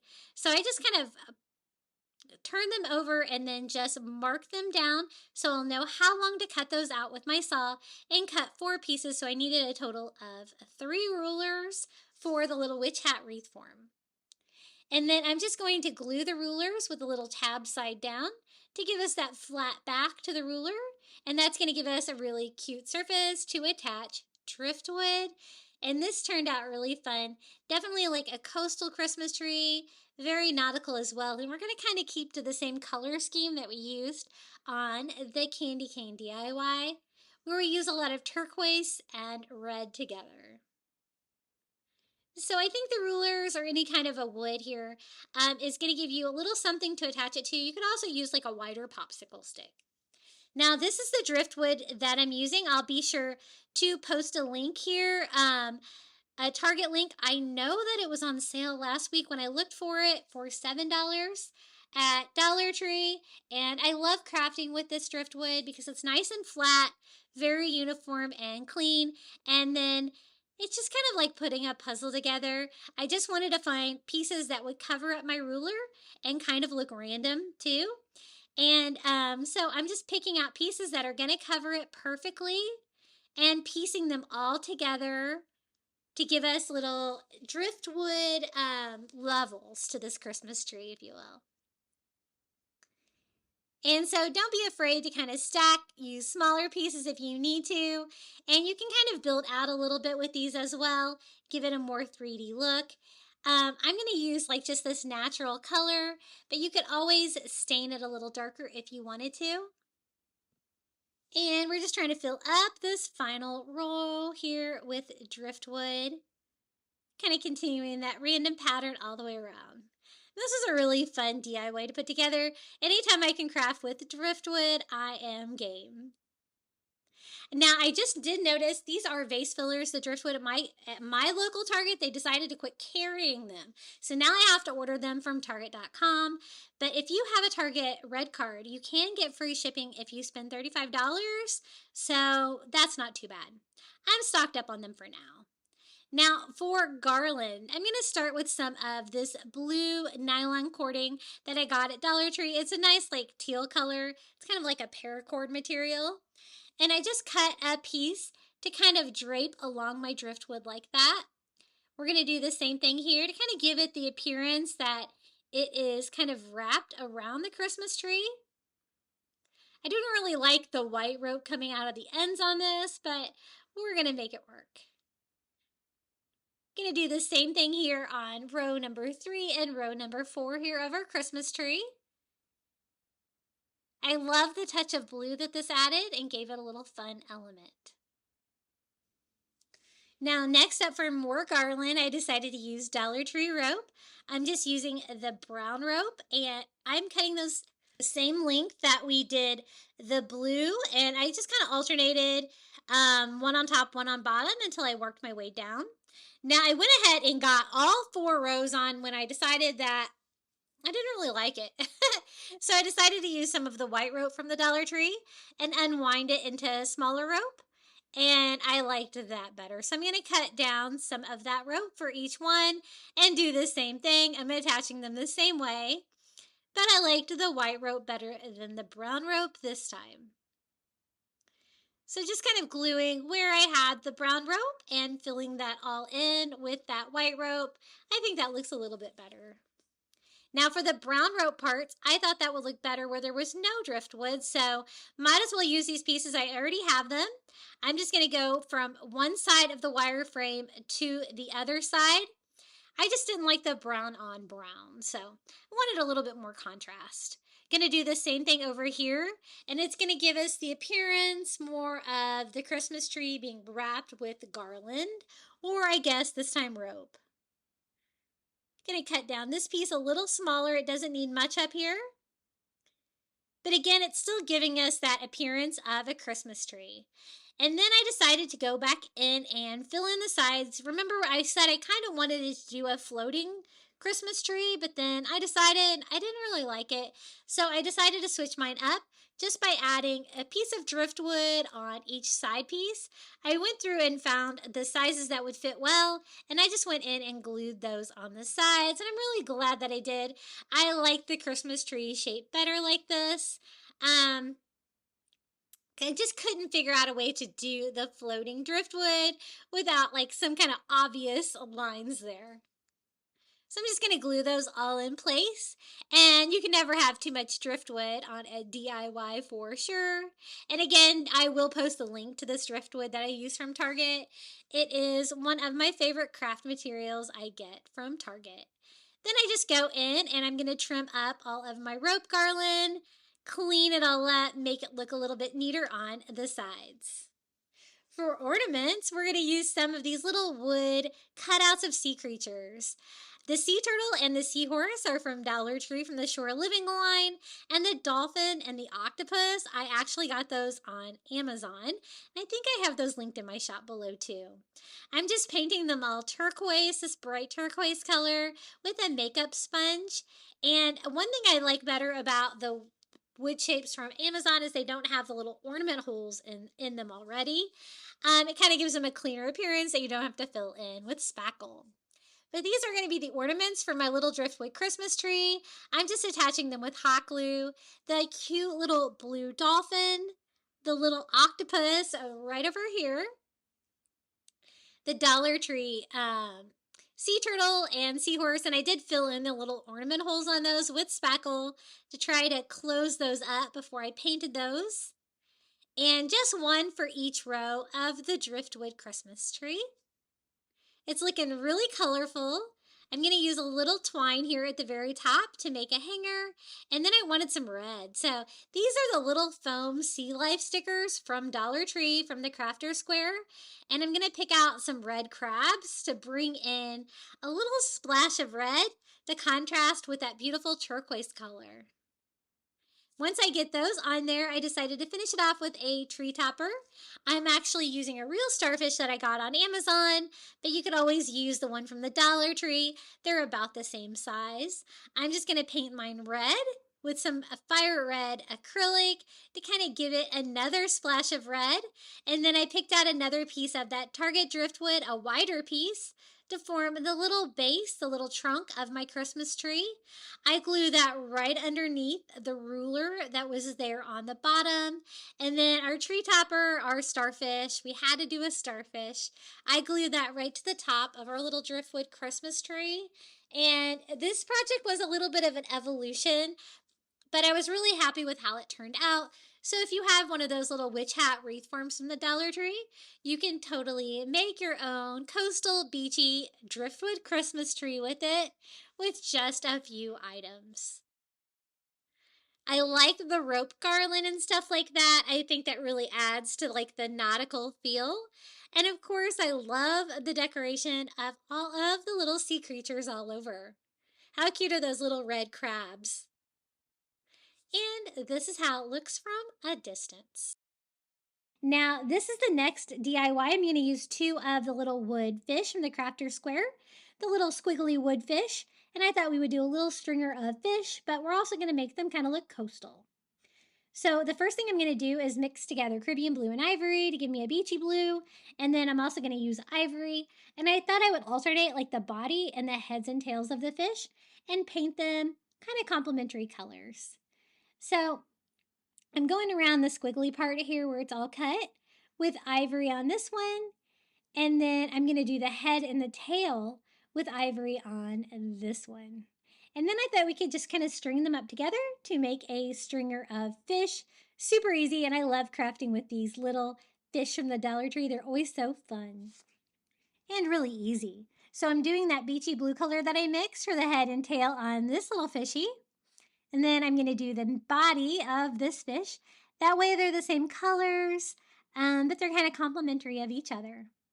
Now I kind of painted over the eyes a little bit, so I'm just going to go back in with a black Sharpie and simply draw those back on our little fish before we go ahead and string them together. And I thought they would look better kind of hanging together as a set like that than individually. And I always like to do a stringer of fish. It's always fun. So I'm going to take some twine here. And then I'm just going to clean this one up a little bit, attach it right here to the head, like the mouth of the fish on both sides. And I just hot glue that together, kind of making a loop here at the top where I can kind of tie and make an ornament hanger out of the twine. Just going to clean up the fuzzies there a little bit. And then I also wanted to add like a little touch of Christmas. So I thought maybe some of the jingle bells would be really cute here at the top. So I'm just going to attach some jingle bells to the top of our stringer of fish. I'm just using that blue and white twine and tying some on. And then I can tie that around our knot here on our hanger just to give them a little Christmas vibe, even though they're super coastal. And there it is, our little stringer of fish. Super easy, and you know what? They're the perfect size for a Christmas ornament. And cute. How cute are they? I kind of like mixing the colors up like that, kind of making them complement each other. And it's pretty easy usually to find those little wooden fish at the Crafter Square at Dollar Tree. I know mine carries them year-round. Okay, for the next DIY, I'm going to take a Dollar Tree chair cover, the Santa hat, and we're going to make a Santa hat pillow. I saw these for sale at some high-end stores, and I thought I could definitely make that for way less. So this is what the chair cover looks like. It's kind of an odd shape. I'm going to make it work, though. What I did was I picked up a pillow on clearance from Target for like $3, and it's like a 18-inch pillow, pretty standard. And this is more of a rectangular shape. My pillow is actually more of a square shape, but I was able to make it work. So yeah, this was marked down to $5 and then $3. So definitely my price range. So you can use anything, an old pillow that you might have, just, anything like that. I did want an actual pillow to help give it the pillow shape instead of using polyfill. Now I take the Santa hat chair cover and I'm going to turn it inside out here. but not the tip of it. So I just have the rectangular shape that I want for my pillow cover. And I am going to glue that together to give me that square pillow shape. Now, this is actually a pretty big chair cover, so it's going to give me a pretty substantial size pillow that I can use even on my sofa, I think, not just for decoration. So I put hot glue right here. This is going to be no-sew, my way. And while it's inside out like that, I just glue it to each other, making a seam there. Now I can use it to wrap my pillow by turning it back inside out. So I just kind of find the corners in my new pillow cover, and I put the corners of my square pillow up into those. It is going to be a tight fit because my pillow is a little bit too large, so it's definitely going to be a very well stuffed pillow. A rectangular shaped pillow, if you have one, would probably work better, but I was able to make it work. I just put it in there as tightly as I can. And normally I would just glue the cover to each other, but since this was such a tight fit, I actually had to glue it to the pillow, at least here on the first side, just to be able to get it to fit. So I just do a bead of hot glue here on the pillow itself, and then glue that white trim. Now, if you wanted to add some more material to this, you could do like a white fluff trim down here for the Santa hat to make it a little bit longer. Or even use like the automotive towel. But I was trying to make this an easy DIY with just 2 items. So I'm just going to make it work. And so gluing it to the pillow itself did make it work. And I really love how this turned out. So I plan to use this from year to year. So I'm okay with that $3 pillow going in here. Now, once I get that first side attached, I can kind of push my pillow in there more, where I can come down there and hot glue it to itself right there where it like will sandwich the pillow in. But as you can see, you kind of have to hold it until your hot glue sets up. At least I did, because my pillow was so fluffy and full. And so I just kind of worked one section at a time here. I don't want like excess fabric. I want everything to kind of lay flat once I get it glued together here. And I also don't want any gaps. Since it's so tight, I want to make sure the pillow is not peeking out at all. And so I do the same thing here for the middle section. You can see how fluffy this pillow is. My husband's going to love this pillow. He loves pillows. You can't have too many. He tells me all the time. And then I'm a little bit more careful when I go over to the edge here. I'm working again one space at a time because I want to make sure this seam gives me a nice square seam here at the edge. And I was able to make it work. Now this fabric does kind of pick up everything that was on my craft center. So I just used a little lint roller to clean that up. And then I'm going to have this like come over and flap like the top of the Santa hat. I made sure not to stuff that part. So it just comes down like that. And I think it's looking really cute so far. What do you guys think? It is a little bit wrinkled there at the top, that top flap. I did go in with my heat gun and give it a quick iron. As you can see, it looks a lot better. And then I just glued down just the little pom-pom on the end of the Santa hat. That part's optional, but I didn't really want it flapping around. I kind of wanted it to stay put. And we have a little Santa hat pillow. I absolutely love how this turned out. I don't know how this would hold up outside. That fabric might not hold up too well. But I'm going to be using mine as an indoor pillow for my sofa. And I think it turned out really cute. What do you guys think about this one? It looks almost exactly like the designer one that I saw. I found one of these little pink flamingo mini planters from the Dollar Tree. And I thought we could actually just put a Christmas tree in him. I think that would be really easy to do. This is one of the little bottle brush Christmas trees that I actually got at the Target dollar spot. It's like an ivory color, and it looks a little bit better than the ones that you can get from the Dollar Tree, but you could probably use one of those as well. And look how it fits perfectly down inside the little pink flamingo to make a little pink flamingo Christmas tree. This would be great just to kind of sit around in some smaller areas, or to add to like a tier tray or something like that for Christmas. I decided to, of course, add a little starfish as a tree topper right on top just to finish it off. I'm just going to use one of the natural colored ones. I also get those blue ones on Amazon as well. And I'm actually going to paint it to go with my green and pink theme. So I do a little bit of green acrylic on there. And we have a cute little tree topper. Since you'll be able to see it from the other side, I went ahead and painted the back as well. It's very delicate and it is a like dried little starfish. So I want to be careful with it that I don't break it in painting it and stuff like that. But super easy to attach. I'm not going to do any ornaments or anything like that. I just wanted to do a little tree topper just for a little detail.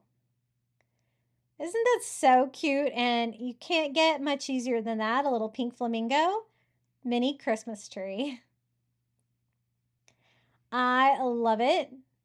If you wanted to add some little tiny seashells to that for ornaments, you totally could. But how cute is that pink flamingo? I love those little mini planters like that from the Dollar Tree. I've got some really cute ones like squirrels and stuff like that as well. They have some sea creatures sometimes too. Very fun and whimsical for a tropical Christmas.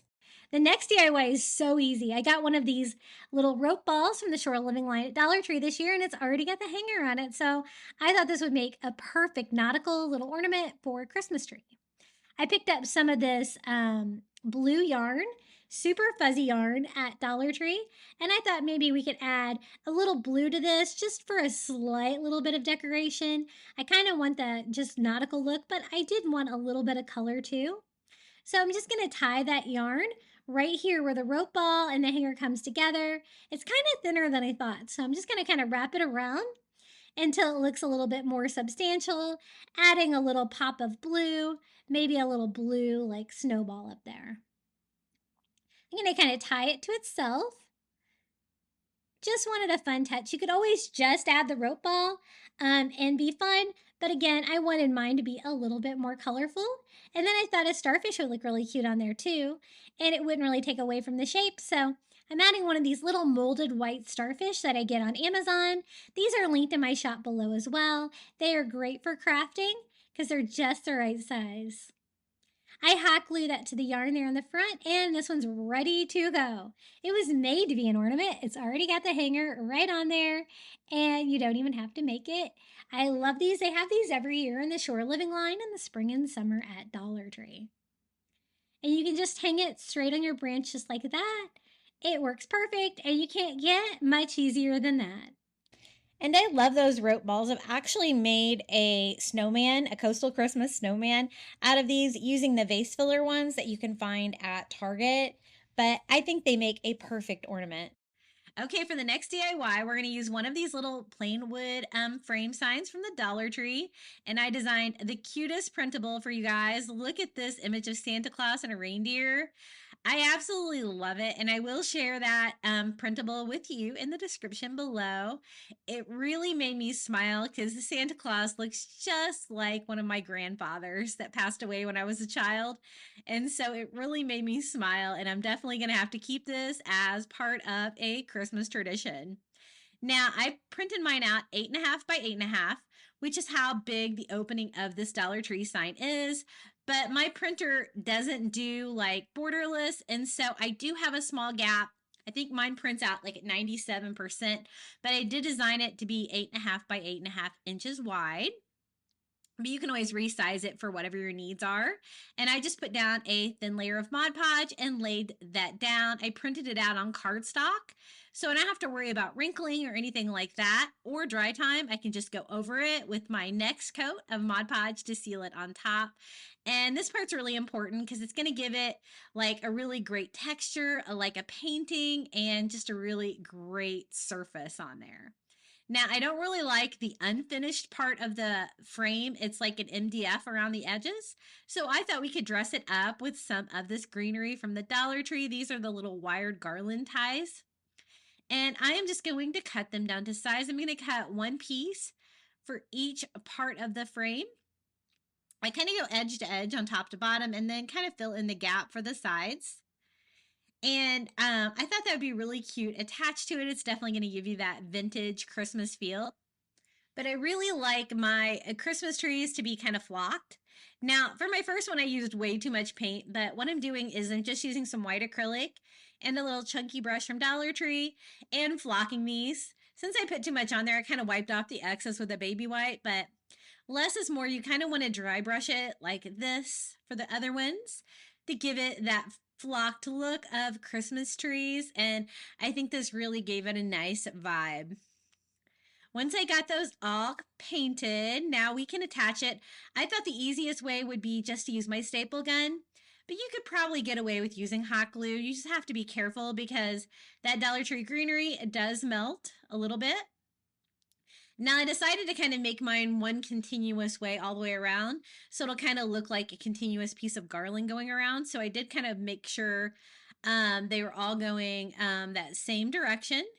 And that frame is plenty thick enough to use a staple gun on, and just kind of tack those down. And then you can always fluff out your greenery to cover up your staples.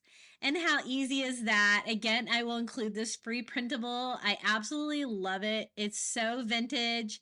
It's so cute. There's even like a little bird, like I'm sitting in the reindeer's antlers. Isn't that so cute? And the Santa Claus looks just like my grandpa Morgan. Isn't this so fun? Now, this is a hanging sign, but you know what? I think I might just actually lean it up in my decor in a cabinet or something like that. You could use it either way, and the hanger can always just, hide behind it. Isn't that so cute? Okay, let's try another version of a coastal Christmas tree. This time we're going to be using some of the burlap rolls and the mesh ribbon from Dollar Tree and simply one of the Dollar Tree giant birthday party hats. These make a great tree shape.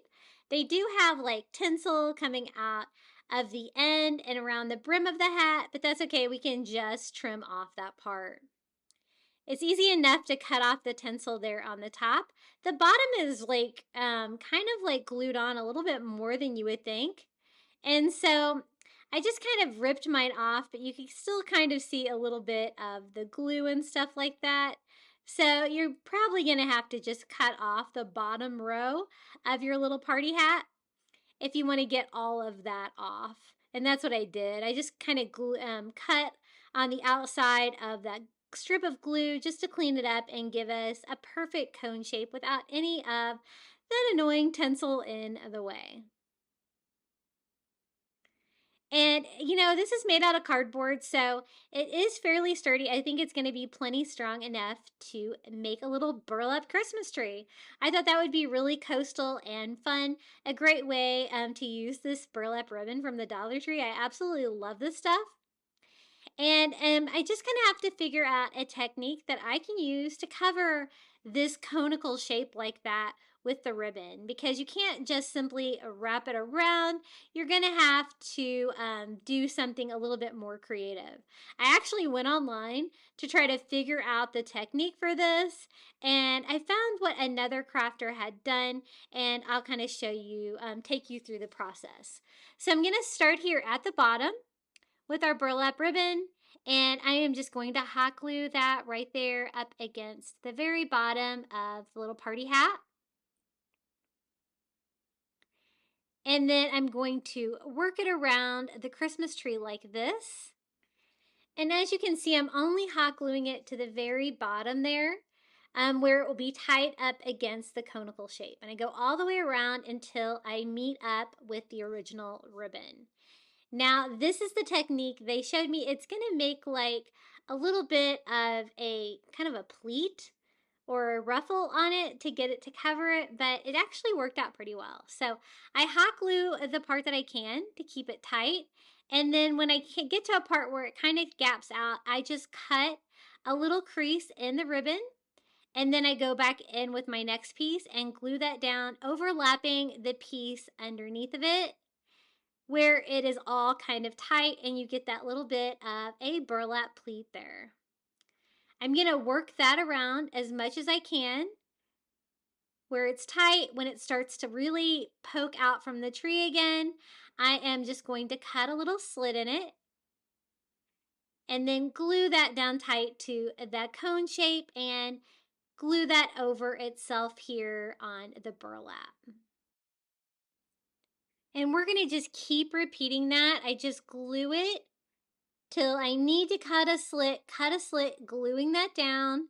And I just keep doing that, working around. So the little pleats and the burlap are going to be, you know, kind of randomly placed throughout the tree. And it does kind of give it a little bit of a frilly look, but I liked it in the end.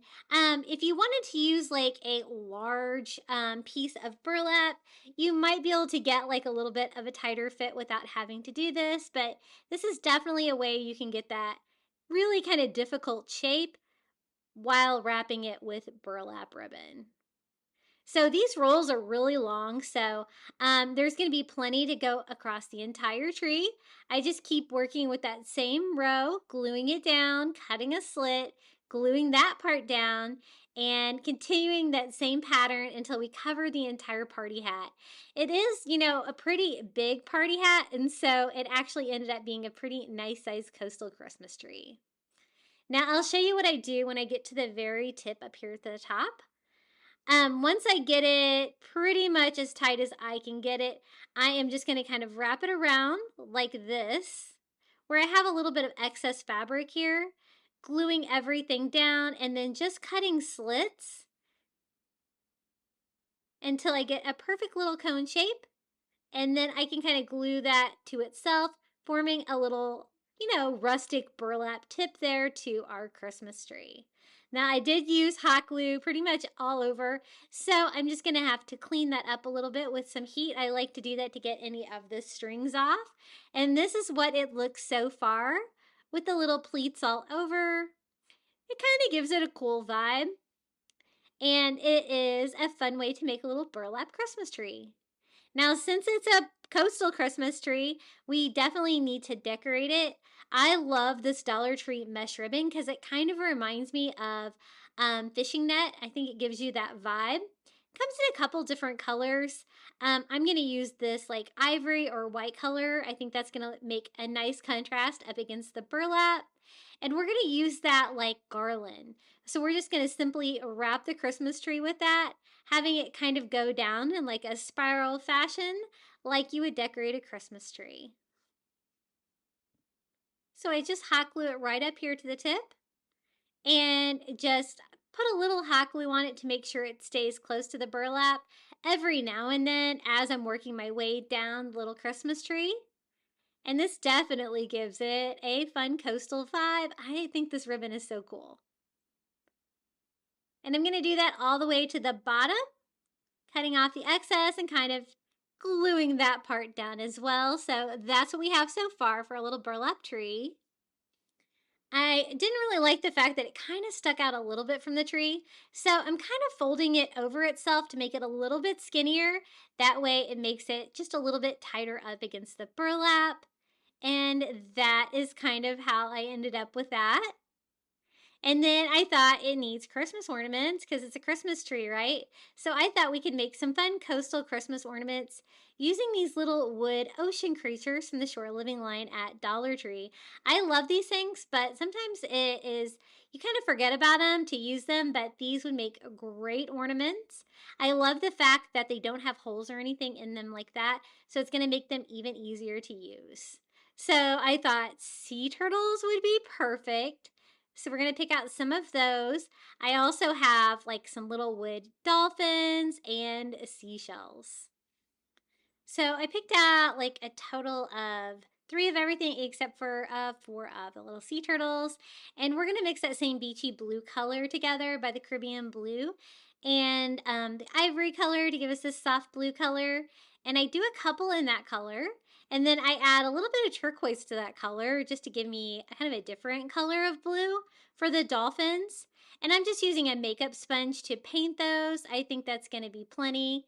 And then added both kind of colors together to give me even a different color of blue here for the seashells.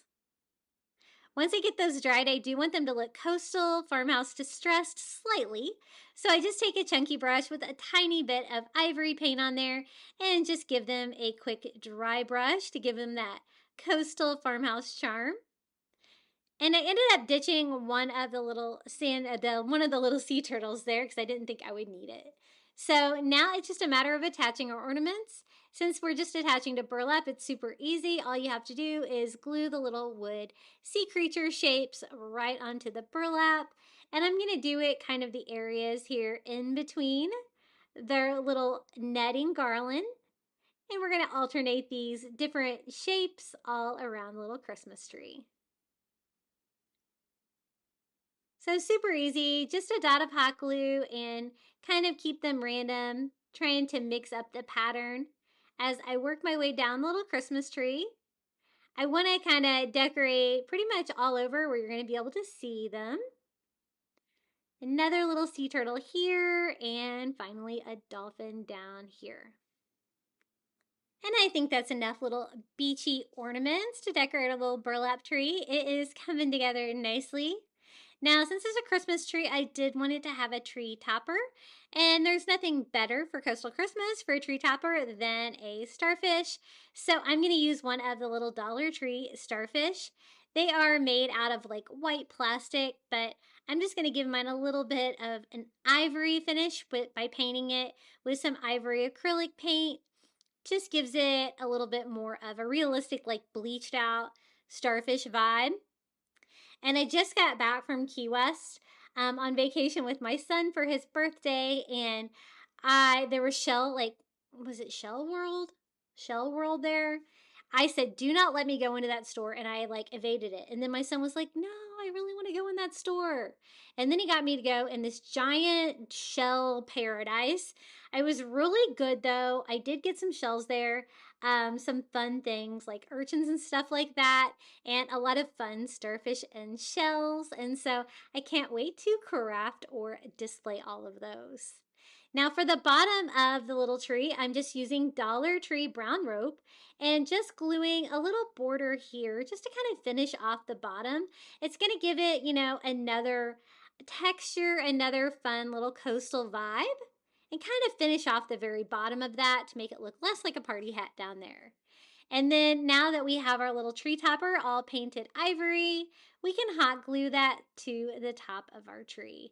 And the reason I painted the back of that is because it is like a tree topper. You're going to be able to see the starfish from both sides. And I just attached that with hot glue on the very top of our little burlap Christmas tree. And this was really fun to put together. Who would know that was a little tinsel Dollar Tree party hat underneath?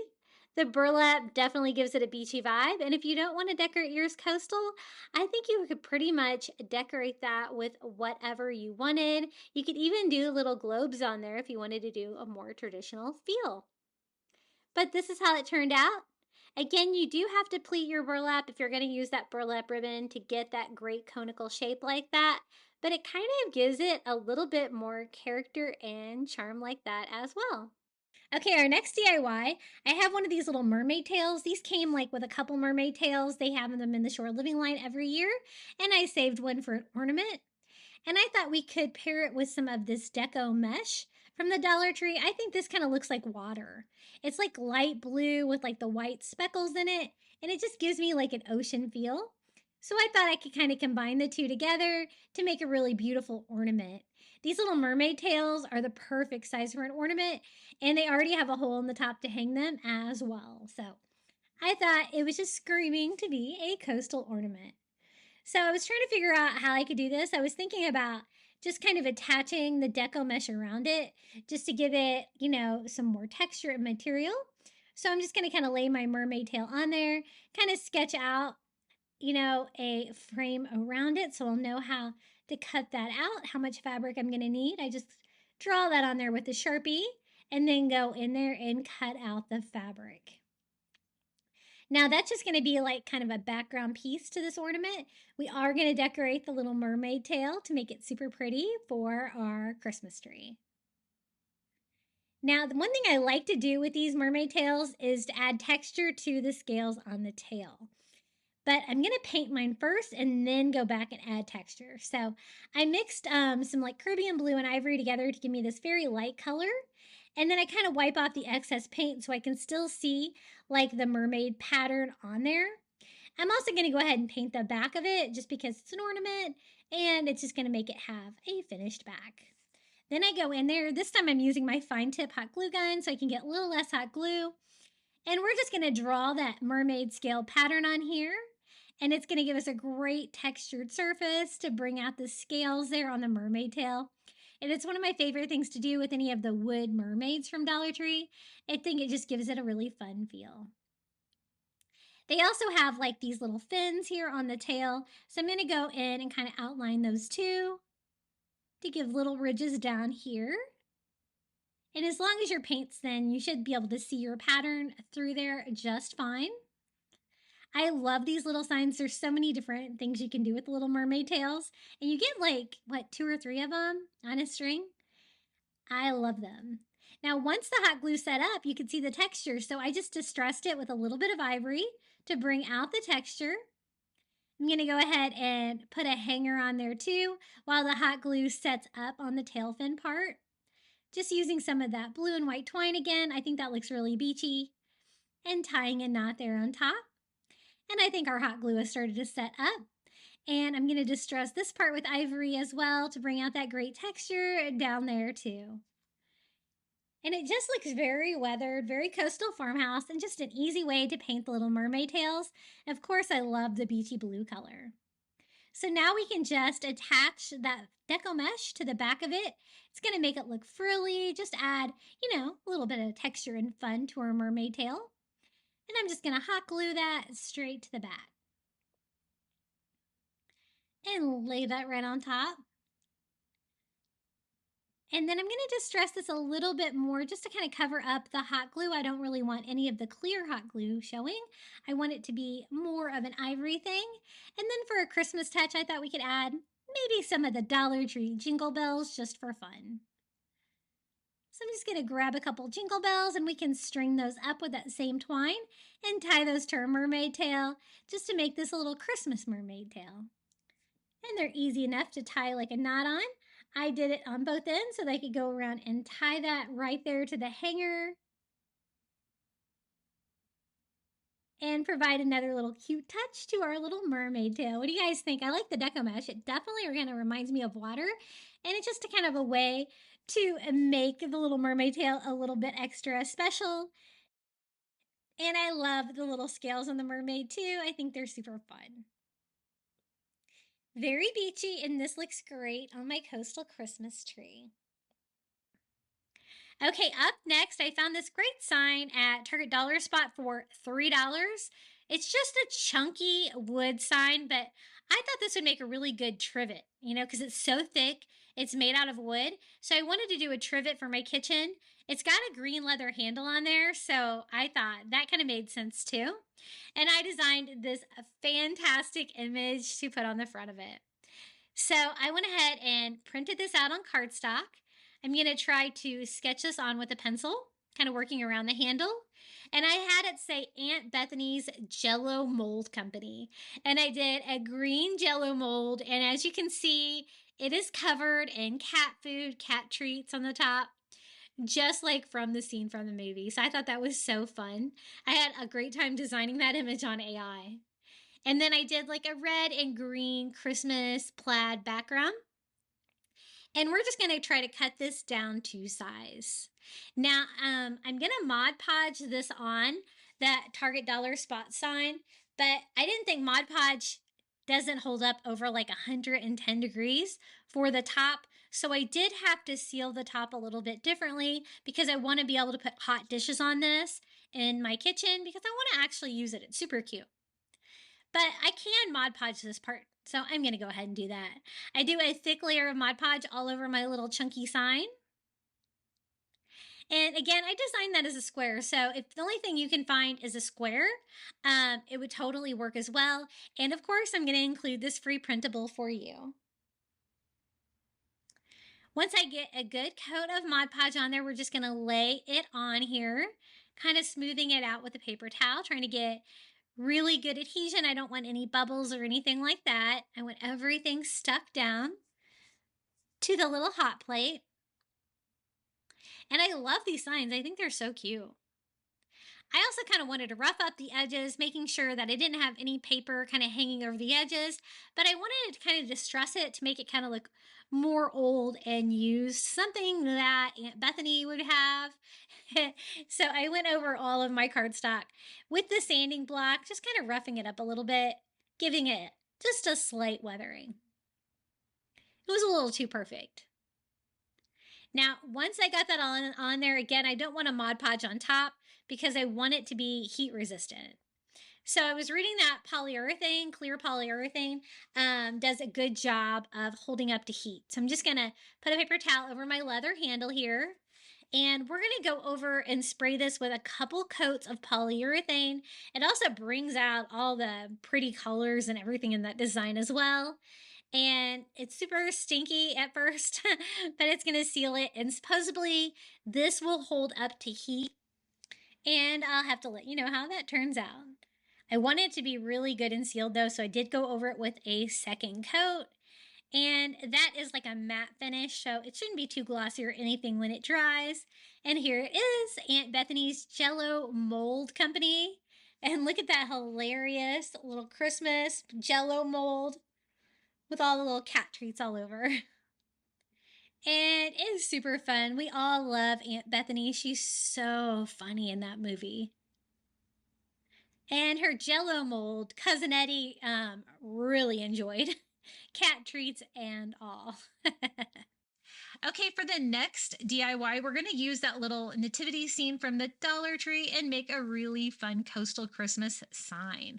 I got this sign at Goodwill, and I'm actually going to do a DIY chalk paint to get good coverage on this. And I just mix some calcium carbonate. I get that on Amazon with water and acrylic paint. It's a cheaper way to do chalk paint, and I really like to do it. I got this recipe online. I'll be sure to include the directions to that in the description below this video if you want to start making your own chalk paint. But this is how I did it. I wanted mine to be this nice ivory color and get like maximum coverage to cover that sign. Because as you can see, it had like white writing on a dark blue sign. So I'm going to have to definitely go over it with white first to mask all of that. The thing I liked about the sign is it already had a wood frame, which was really cool. I probably should have taped it off, but I was just kind of trying to clean it up as I go. And then I was like, you know what? Yeah, probably going to have to tape it off or I'm going to end up with a big mess. So I just tape it off and go over it with a couple coats just to mask that.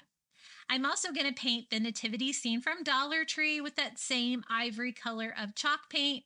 And I want to do like an ivory on like blue sign. I think that'll look nice and beachy. And we can use the Cricut 2 to add some words to it.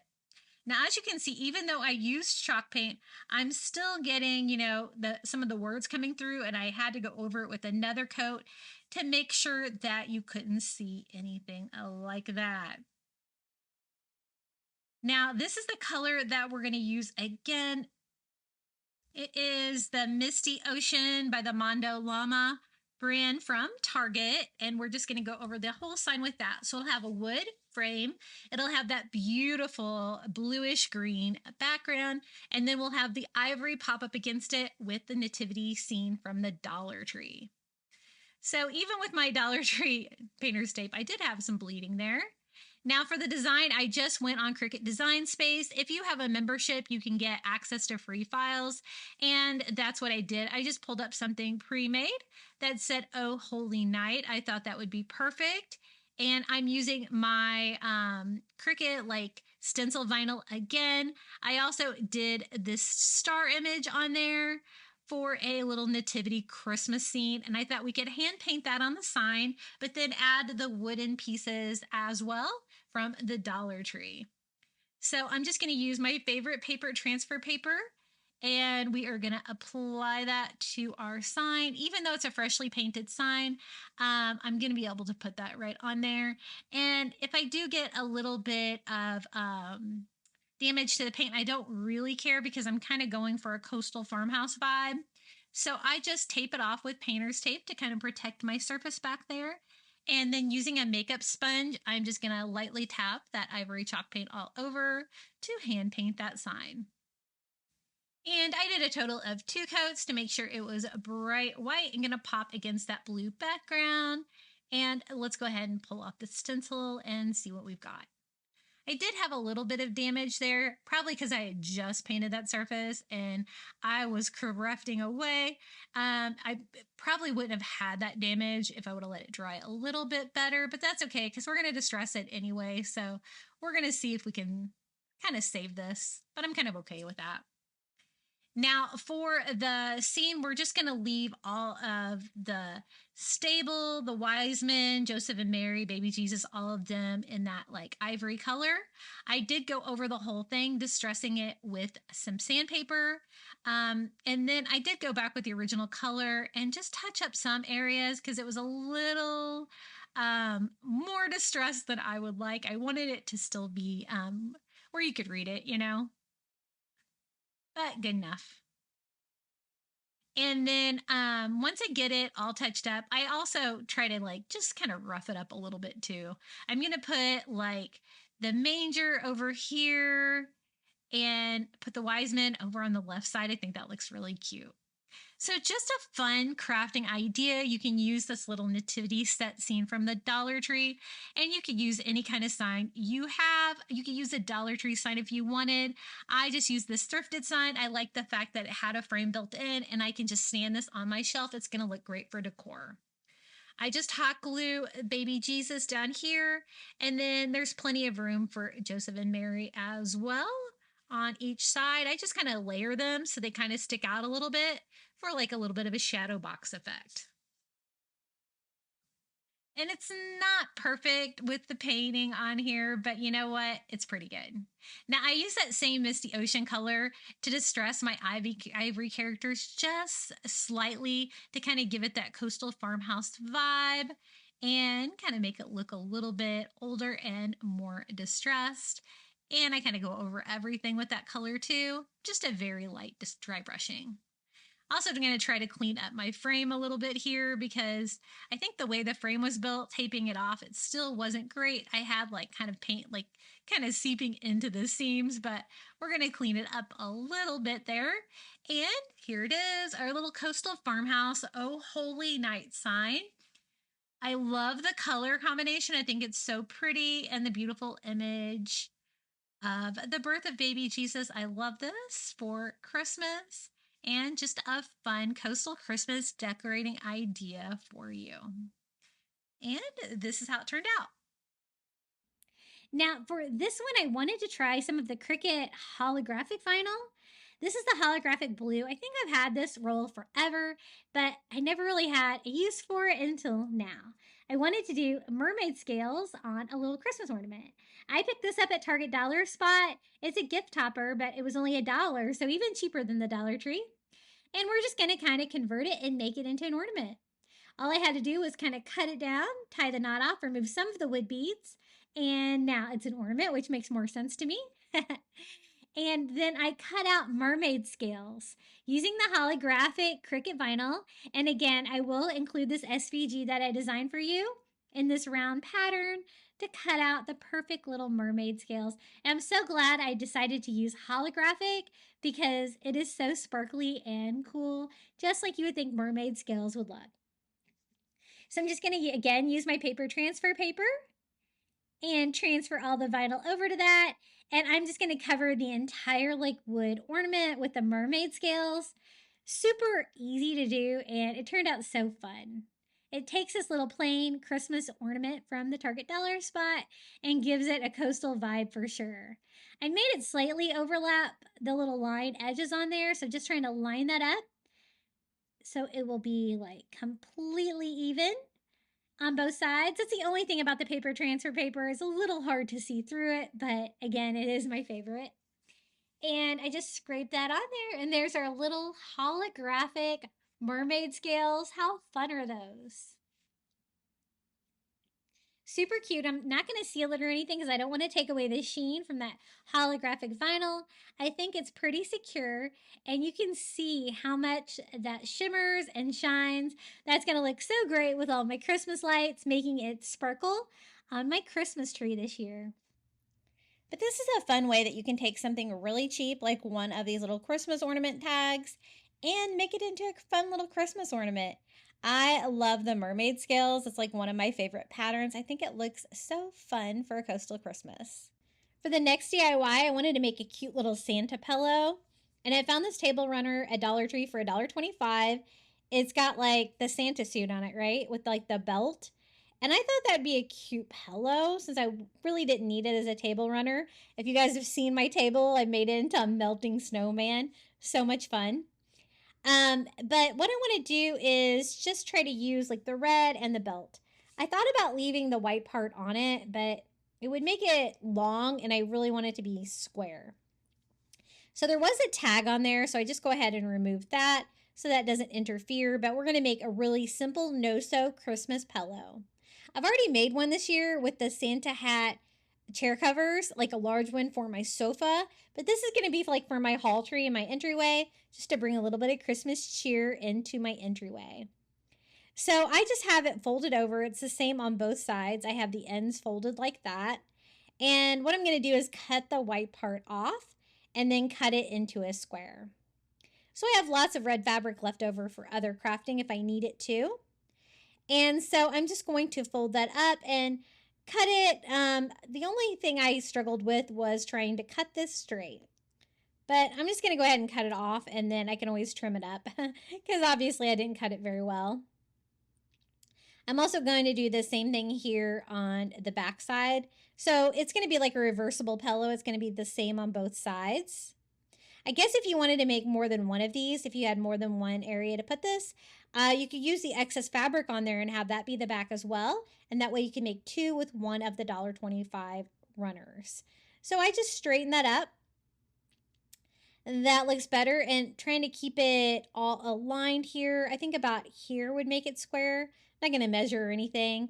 Just going to go ahead and cut that down and trim it up to make it straight again.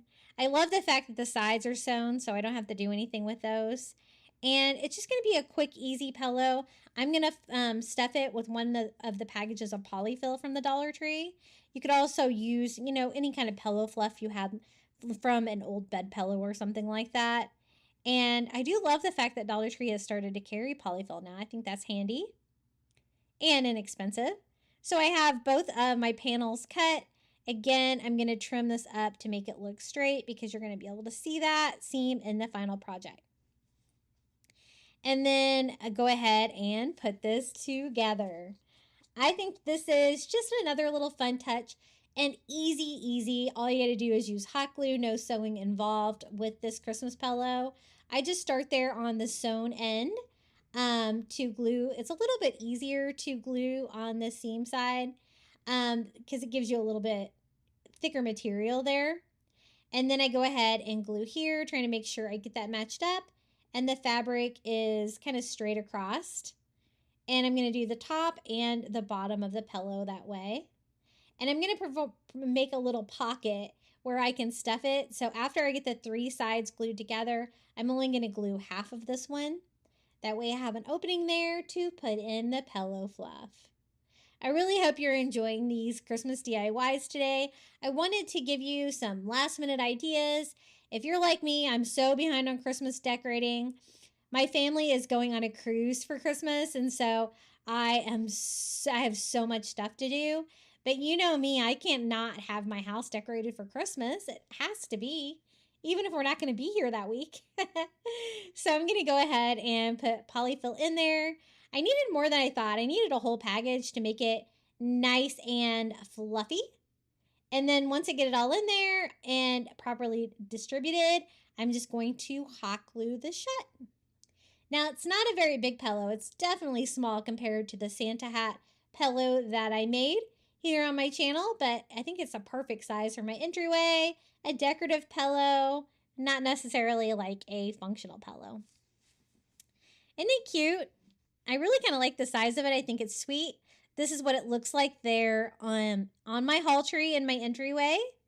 It's got the black belt, the gold glitter buckle, just a quick Dollar Tree hack to use the table runners to make a pillow. They also have these in green, like an elf theme, I think, as well. So that might be a possibility too if you wanted to do more than one. The next DIY, I'm going to make something really simple. I picked up a Christmas sign, but doesn't really have to be Christmas because we're going to kind of make it our own. I did like the white wood frame on that, and I'm going to kind of continue that with some of this removable wallpaper from the Dollar Tree and the white board pattern. I'm just going to cover everything that was on there so I can make an easy little coastal Christmas sign. I'm actually making this for the side of my cabinet for my kitchen. So I just cut that down to side, peel and stick, and the white board look goes great with the white wood frame on the sign. And I'm going to make it a horizontal sign instead of a vertical sign how it was hanging before. So that's one reason why I filled up the holes there on the side. Now I do like to distress their wood wallpaper a little bit with a little ivory just to kind of make it look a little bit more authentic and a little bit less paper. Now for the decoration, we're going to do a simple little Santa Claus. This is one of the little wood Santa Claus ornaments, and we're going to make a little coastal Santa out of him. And again, this project is super simple. I just wanted something like blue and red, something that said Christmas, something easy. I'm using a turquoise acrylic paint and a makeup sponge, and I'm just painting our little Santa Claus blue. I'm also using a little wood palm tree that I had left over from the summer section at Dollar Tree, and I painted that turquoise as well. I'm going to combine them with a little Dollar Tree Merry Christmas ornament to make a cute little sign. For the coastal feel, I do distress them with a little bit of ivory and dry brushing to give them that coastal farmhouse feel. And then this is the tag I got for the sign. It says Merry Christmas in red and white. I am going to take some of the traditional Christmas colors and ribbons off of these and just leave them Merry Christmas. Now, since I changed the sign up, I need to make a new hanger. So I just use my staple gun, and I'm going to glue some twine here to the back. It does have a frame, so it's thick enough to use my staple gun on to make a simple hanger before I go any further on the sign. I'm going to clean up the fuzzies on that one a little bit. It was a little rough looking. Kind of goes with the coastal feel, though. I attached my little palm tree up here in the background. I'm going to have my little waving Santa Claus right here in front in blue. Just very abstract.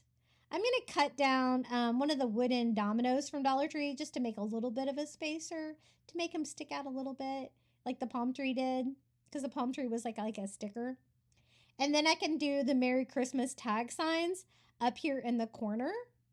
They are covered in glitter, which is not very coastal, so I decided to kind of go over mine with some matte Mod Podge just to tone that down a little bit to make it more what I was going for with this DIY.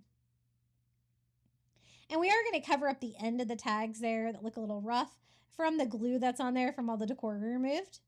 I just hot glue them up there in the corner of my sign where they kind of come down the sides, and also glue these ends down to the sign itself. I told you this one was going to be really easy. And then a few more coastal touches. I use a little Amazon sand dollar and a little seashell from Dollar Tree to cover my tag to replace the decor that was on there before. And then I used a larger seashell down here in the corner just to finish it off. Super easy and fun. Definitely goes with the coastal Christmas vibe. And it was really easy to put together. This is how it looks like on the side of my cabinet for Christmas. I love decorating for Christmas. Okay, the next DIY, I found this piece of driftwood at the beach. Super cute and small. I thought it was the perfect size to do a really easy version of a sailboat. So I'm going to drill a small hole right there in the middle of my driftwood. Just large enough to use one of those little bamboo skewers from the cooking aisle at Dollar Tree to make like the mast for the middle of the sailboat. And I told you this is going to be a really easy one. So let me show you how I put it all together. I just do a little dot of hot glue right there where I drilled a hole. And then just skew my skewer right in there without cutting it first. So that way I can kind of see how long I kind of want it. Super easy to cut or like break these off. I found it was a little bit easier to kind of break it. And I think that's going to be the perfect size for a little sailboat ornament. Now, this is kind of the trick to make it so easy. I take some Dollar Tree twine, flip it over. I'm going to attach it to the top of the mast and the inside of like the left side here of the driftwood, where you're not going to be able to see it. Just an easier version, just using hot glue than having to screw in little hooks and do threading and tying and stuff like that. And I just wrap it around the very top, and we're going to come down and attach it the same way here on the other side to the driftwood. It's just a small ornament, so it's not going to need a lot of support. And the twine is also going to provide a structure to be able to add the sail to our sailboat. So I'm just going to cut off the excess twine there on both sides once it dries. And we kind of have the little skeleton there for our sailboat. Now for this sail, I thought it would be really cute to use some of the Shore Living fabric. It's got starfish all over it. I think the color is really nice. And I had a scrap piece of that. So I'm just going to kind of lay that on a square corner, kind of mapping out how big I want my sail to be. And I'm only going to do one sail for mine. I think that's going to be plenty, but you could always do your sailboat however you want. Just try to make your sails a little bit different. It's going to make it look better if they're different sizes or shapes. And just trying to clean up my straight edge there. And then this is the very simple part. We're just going to attach the sail to that skewer and the twine that we added, and we're just going to do that with hot glue. So I told you the sailboat was going to be super easy, and it turned out so cute as a little coastal Christmas ornament. So I do a bead of hot glue on both and then just lay the fabric sail right there on top. Super cute. I think I've made a large version of a sailboat with this fabric before. It looks familiar. And then I just take another piece of twine, and we're just going to tie that to the very top here of the skewer to make a little ornament hanger. Kind of the same area where I tied the twine to it, underneath of it a little bit, and kind of hiding the knot there in the back of the sail. And then I thought it needed a little flag. So I'm going to use one of these little burlap bags from the Dollar Tree and just cut out a teeny tiny little triangle of burlap. And you're just going to want some kind of fabric, doesn't really matter what it is, to do your little flag here at the top. And that's it. We're not going to do a sail on the other side. I kind of like it being just open like that. You could always string some decor down the side of it too if you wanted yours to be super festive, but I wanted mine to be super coastal. And so I think this is going to look great on my tree. So how quick and easy was that? A very easy little sailboat Christmas ornament DIY. I think this would be a really cute gift idea as well. I love giving and receiving Christmas ornaments as Christmas gifts. They're so great because then whoever you give them to can display them every year and think of you. This is how it looks on my tree. I think it turned out so cute, and literally it just took a couple of minutes to put this together. And if you don't have driftwood, you could always use a stick from your yard. Just try to get something a little bit weathered. Okay, the next DIY, we're going to take a couple of just the chunky wood houses from the Dollar Tree. I tried to pick up two that were different.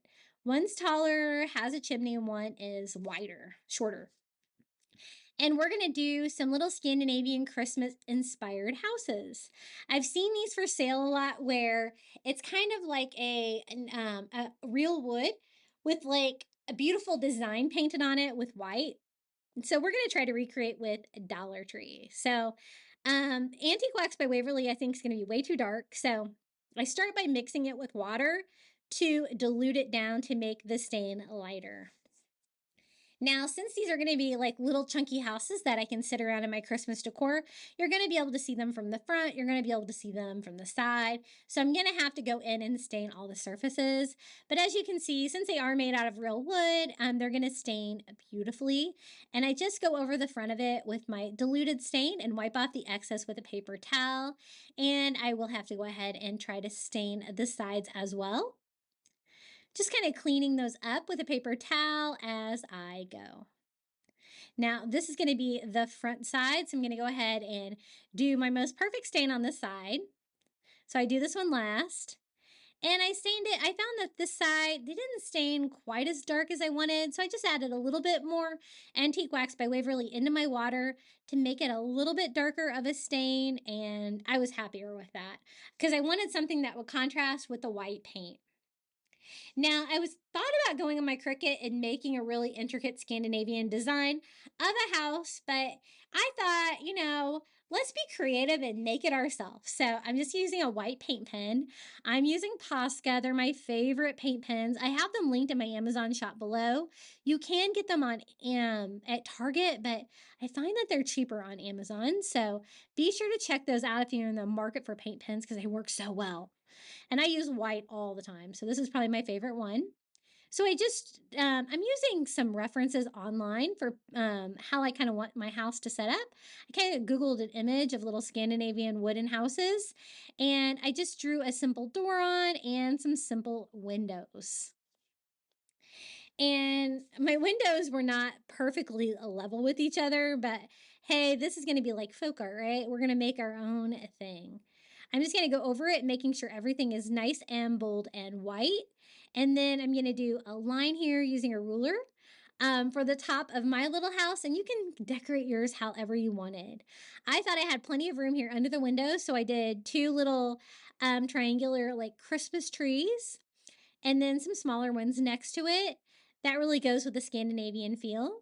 And then I decided to do a little snowflake. So I'm going to do little hanging snowflakes on this one. So I did a larger one on this one, and I kind of looked online, kind of see a good design for a snowflake. And then I'm going to do like just some little zigzags here. I thought that would be cute on the roof. And then we'll fill out the front of the house with some smaller snowflakes as well, with like little strings, like little hanging snowflakes on the front of our little Scandinavian house. I did another line, and then I did triangles in my pattern on the roof to kind of represent a Christmas tree. I did polka dots to represent snow, some smaller little snowflakes, and even a little heart I thought would be cute on the chimney. I finish it off with some more dots to kind of make it look like snow, and then I just traced around the borders of mine so you can really have fun with these and put whatever you want on them. Again, if you want them to be perfect, you could always make a stencil with your Cricut, but I think half the fun of this DIY was kind of coming up with my own pattern. So that is the first house. We're going to display these together. I think these are going to look great displayed with like little green Christmas trees, like little bottle brush trees. I think that would be so pretty together. Or some like more sculptural cone-shaped ones from like the Target Dollar Spot or something like that. Now for our little second house, I'm going to do a little bit different style door, like a little fancy window here on top. And I decided to mix it up on this one. I decided to do just one window, and then we could do like trees on the other side. That way we can make them bigger. And I just did two different styles of trees and a Scandinavian pattern. I did a little window for the attic, and then I decided to decorate the roof of this one with like a simple triangular Christmas tree shape. So I just did little Christmas trees all over, just kind of randomly, filling that in with little dots to represent snow. And I just keep decorating it.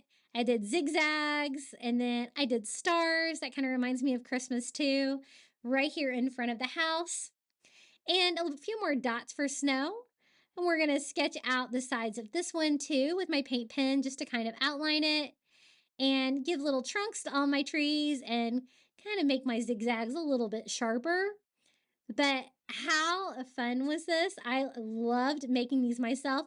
I'm so glad that I decided to freehand it instead of going with a pattern because they are uniquely my own. But again, if you need inspiration, you can use mine, or you can go online and find some of these for sale and kind of design yours accordingly. Kind of did my own thing, but I used like little pieces from different ones that I found online. Just going to kind of update my stain here on the side. This side of them is the only part that I found was a little bit harder to stain properly. But otherwise, I'm super happy with them. So we have two of the little Scandinavian Christmas little wood houses. The natural wood and the white totally goes with the theme. And I think it's really cute to get more than one, to get them in different sizes. You could do a whole village of these if you had room for them in your Christmas decor. And if you had some littles that wanted to get involved with a DIY project for Christmas, I think they would really have fun with this one.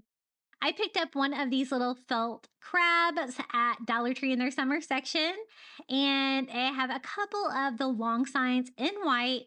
It doesn't matter what color they are or which ones they are because I'm going to cut the little cutout parts on it. I just wanted a sign that's going to be big enough for this crab to make a fun Christmas in July sign. So I took those to my saw and I just cut off the cutouts on these to make 2 long white board signs.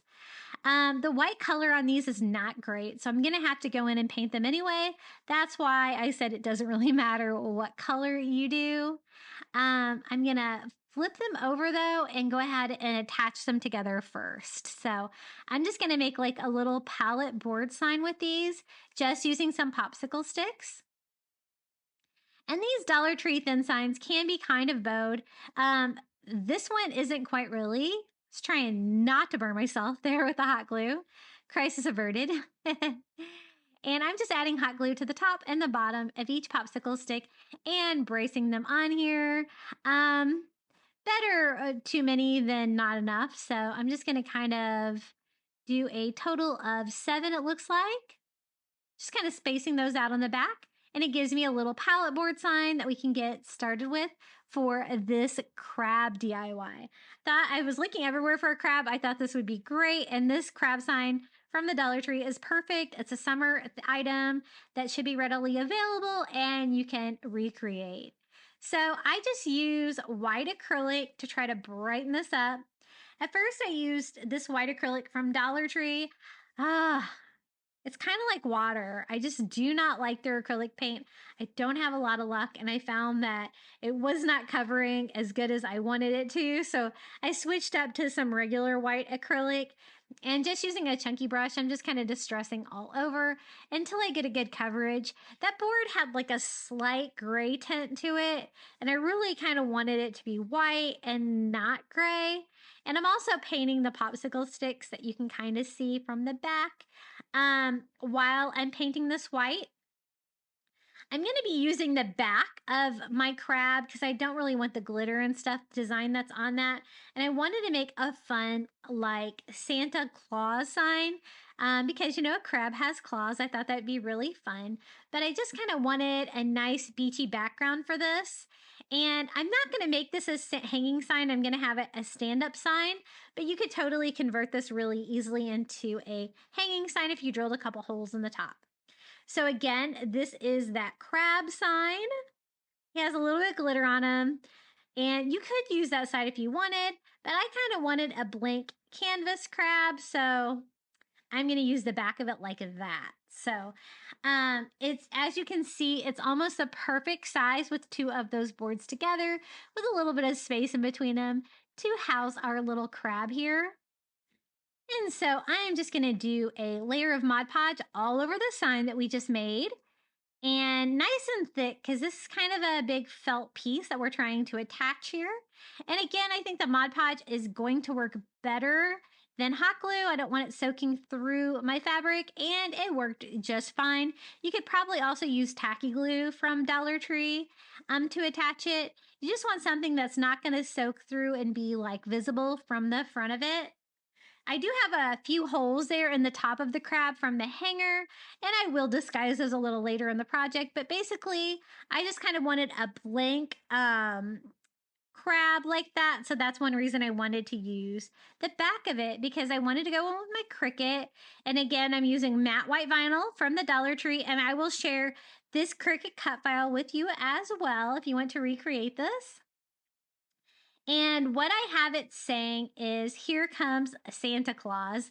But for Claus, I spelled it C-L-A-W-S for the crab. I thought that would be really cute. I couldn't decide between here comes Sandy Claus or here comes Santa Claus. And I ended up doing Santa, but you could also do here comes Sandy Claus, because that would be funny as well. And I am just gonna weed my vinyl here. And I wasn't so sure. I've never really done vinyl on felt before, but it actually stuck really well. So I think it's gonna be fine. Gonna use my paper transfer paper to attach it, just peeling off the back of this vinyl. And then we can just attach that to the front of our crab. So here's our sign. I did cut it down to fit here. And this is one reason why I didn't want like the glitter in the face and stuff on there. I just want the shape of the red crab. And I think this looks so fun for Christmas. I can't wait to display this one. It turned out so cute, and it's nice and large too. So here is me applying the vinyl. You can see how well it's stuck. It did a really great job, and such a fun way to make a really large Christmas in July DIY. Now, I probably should have done this before I attached the crab, but I decided I kind of wanted it to look like sand on the bottom board where the crab is standing. And so I'm using kind of like a dark tan and a chunky brush from Dollar Tree. And as you can see, I'm just daubing down a light distress of like that dark tan, so we can kind of simulate a little bit of a sandy bottom to this sign. And I'm glad I did this. It's really kind of an abstract sign, but I just add some ivory to that same color to give me like a lighter tan. And then I go in and do the same thing in all the same areas. And I'm only doing the bottom board sign, but I do like the effect that it gave me. I was just trying to not get any on my red felt. So I could only get so close to it because I was afraid I was going to get some on my felt. That's why it's probably better to do this before you add your crab. But then I go in with white to kind of, blend it, kind of make it look a little bit more like sand. And then I went in with a tiny brush just to get a little closer to all the little crab legs on there with all those existing colors. Just to kind of make make it look like I did not do that as an afterthought, even though I kind of did. But I like that. It gave me a nice sandy bottom, like our little crab is standing in the sand. And so then I thought, sand, you probably need some seashells too. So I'm just going to grab a couple of seashells that I have from the beach and kind of scatter those out on my sign. Just here on the bottom, I think 3 is going to be plenty. Whenever I hot glue these shells, I just try to do like a very light amount around the top rim and then a little at the base because I don't really want any like hot glue visible. I really just need enough to secure it on there. And that kind of works with any kind of shell that you're going to use. So I did like one little shell on each side and then also a little shell here on the bottom. And like I said before, I'm going to make this a standing sign, something that I can sit on my shelf. And so to do that, I'm just going to use a little piece of craft wood. I just need something heavy enough to kind of stand it up. And let me show you how I attach this to make a great standing sign. I just use hot glue on the side of the craft wood, and I glue that down.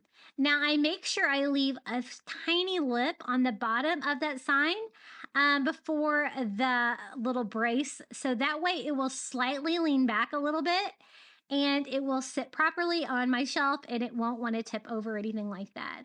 So I'm showing you about how much room I left, just a tiny bit, just enough for it to slightly sit back like that so it will stand securely.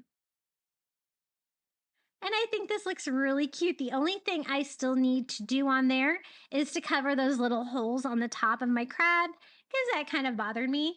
I kind of wanted to do a little Santa hat for him, but I didn't really have a lot of room there to do that. So I'm just going to use some of that red and white baker's twine and just tie a simple little bow for that. I thought that would work as a decoration, but you know what? It's also going to cover up those pesky holes. So I think that looks good. And I am just going to hot glue that on there onto like the biggest hole here in the center. And that will kind of disguise the other little hole there as well. And it provided a nice little decoration there for the top of our crab.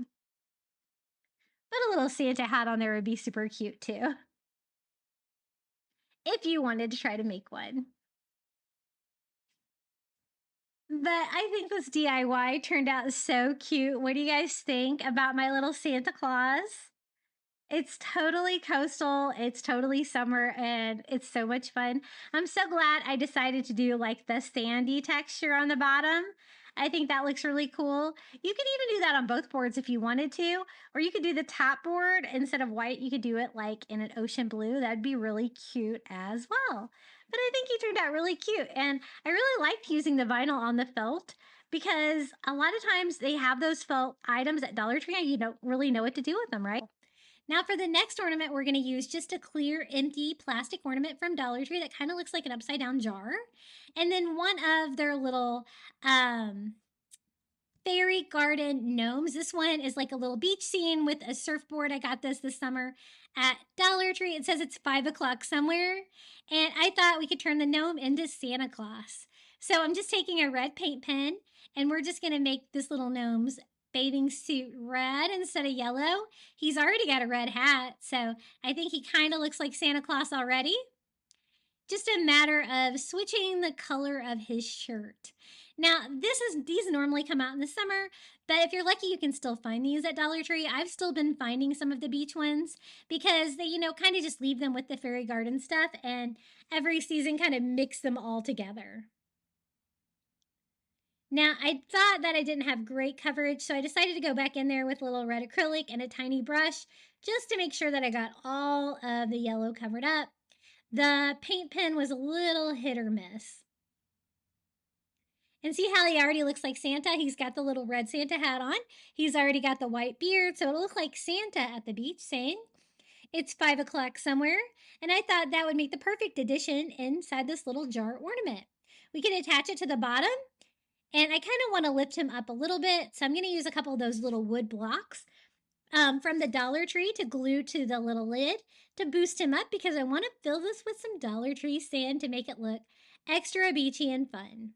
So I just glue him to those two blocks. Those will be covered up in sand, but that way he won't kind of disappear underneath the sides of that and underneath the sand.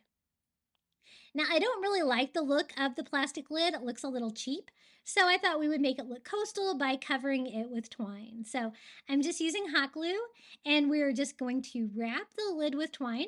I'll still be able to use it to kind of put this together, but it's just going to make it look a little bit better. Definitely a little bit more coastal. So I'm just going to hot glue that around. It's going to take like 3 rows to get good coverage on the plastic sides.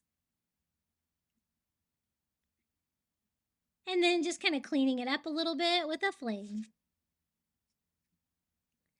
Now I think that looks pretty good. Now for the very bottom of it, I didn't really want to cover the whole thing with twine, so I decided to use some of the burlap ribbon from Dollar Tree to cover the bottom because I didn't really want the plastic on the bottom of it either. I just don't like the look of it. So that goes perfectly with the twine. So I just cut down a little circle of burlap and hot glue that to the very bottom. Again, it doesn't interfere with the operation of it because I can still screw it on the ornament. And I'm going to go ahead and do that now. I also removed the hanger for the ornament so that we can go back in and fill it in with sand to make it look like Santa's at the beach. I just sprinkled Dollar Tree sand in through the hole there at the top to form a little beach, trying to get it to the right depth. I don't want too much, just enough to cover the wood blocks and like Santa's feet. And then you can decorate it with seashells if you want. These little teeny tiny ones from the Dollar Tree work great because you can just put them in from the top, land them on the beach, and it'll look like a little beach scene right inside your little plastic ornament. So again, just using a few items from the Dollar Tree, it makes a really cute little coastal Christmas DIY. I'm going to go ahead and pop my hanger back on here, trying to get the wires just right so it'll be nice and strong and can hold up that ornament. Now, I don't really like the look of the cheap metal up there, so I thought we could kind of reinforce that too with some more twine at the top. And I thought this might actually make it more secure because now it's heavy with the sand, the shells, the Santa in there, all those kind of things. And I want to make sure that it all stays in one piece. So I just glued that to the ornament itself and then to the hanger and hot glue that all the way up, covering up pretty much everything, but just leaving the metal hoop here where I can make a hanger with that twine as well, just by stringing that through and tying a knot. Just a way you can kind of disguise those cheaper looking ornaments, make them look more coastal. It also makes them look a little bit more high end. And there it is. It's 5 o'clock somewhere. This reminds me of a lady that I knew that was a huge Jimmy Buffett fan, and she loved that song, and she's passed away, so this kind of makes me smile. There he is, Santa at the beach. He's got his surfboard, he's got his seashells, he's ready to go. So remember, if you can find any of those gnome things, it's pretty easy to turn a little gnome into a little Santa Claus. I'm going to make another snowman. I'm going to do it with some of the little wood dice from the Dollar Tree, one of their wood slices, and I picked up some scarecrow hats from the fall section because I thought these would make perfect snowman hats. Look how cute they are. They just have a couple pieces of fall plaid on here, so I'm going to carefully use my heat gun to make the hot glue soft on those to peel those right off. And I have a burlap hat, so I don't even have to make it. It's the perfect scale for this. It's going to be a little miniature snowman that would be perfect for like a smaller area or even for a tier tray. Now, I do want my hat to be black for my snowman, so you can paint the burlap, no problem. Just make sure you use a brush. I'm using some black acrylic, and I'm just going to go all over our little hat. Kind of set this aside so it can dry while we're building the snowman. Even though the snowman is small, I made sure to give it a ton of details. So it just turned out really adorable. So cute. I absolutely love it. And I have so many ideas for snowman crafts this year. So I know I've already had some. Expect more. I've got like a list of snowman crafts.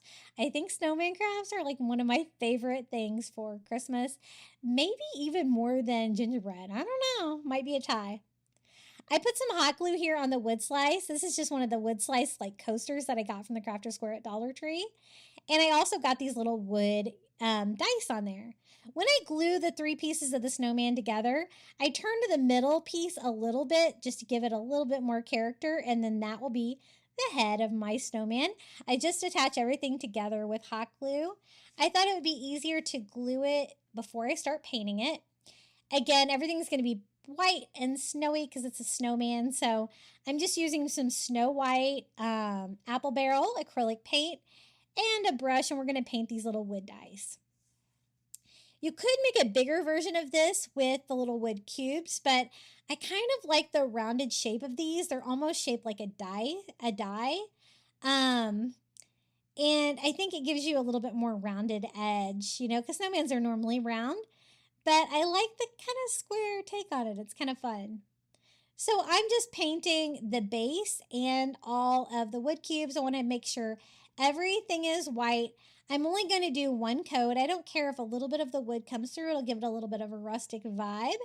And I also make a little bit of white around the edges to make it look like there's a little frosting coming down there on that wood slice. For the snowman face, it couldn't be easier. I'm just using a black Sharpie, and I do 2 dots for the eyes and 5 dots for the smile and 3 dots for buttons. I'm using a Sharpie instead of paint pens because this is such a small detailed project. I don't want any bleeding or anything like that. And I picked these Sharpies up at Dollar Tree as well.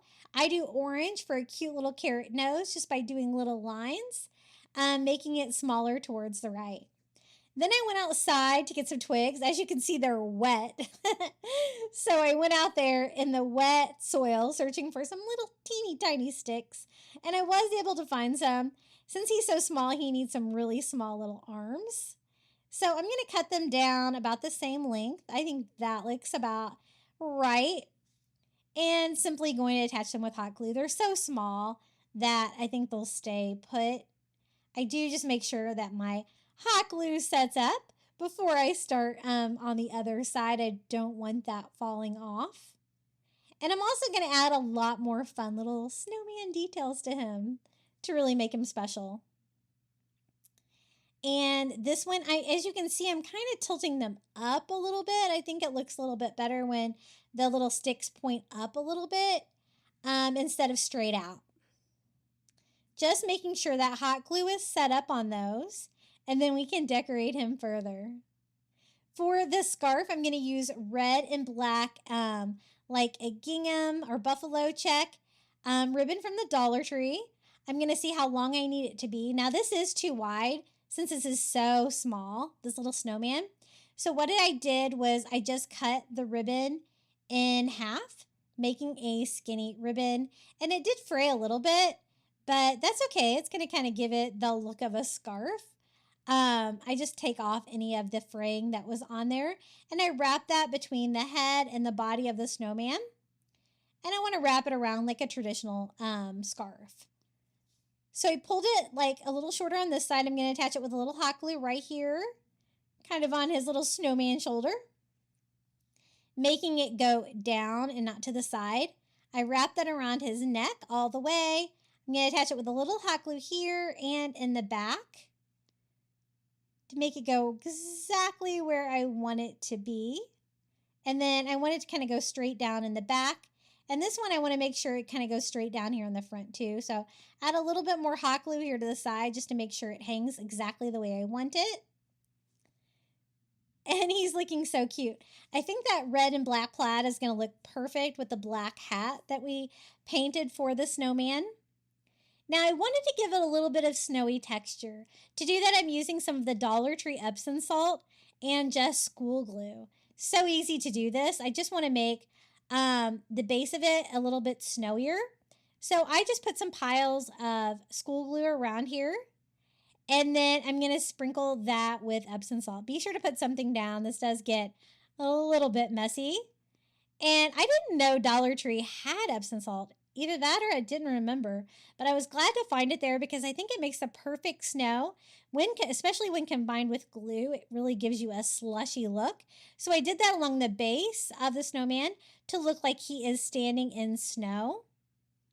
And then I'm also going to add a little bit to his body, like in between the different sections here, a little bit there, a little bit over here, just to look like he has some snow on him. And you know what? You can even add some to the sticks, a little bit here. You know how like kind of snow piles up on things, but only a little bit? That's what I was going for with him. I think that looks really cute. I do plan to add a little bit more snow to his hat as well.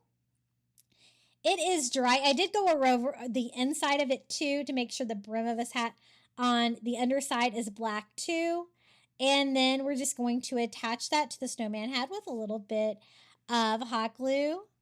And I've always wanted to craft something with these scarecrow hats from the Dollar Tree. I've never used them for a scarecrow, but they make a perfect snowman hat.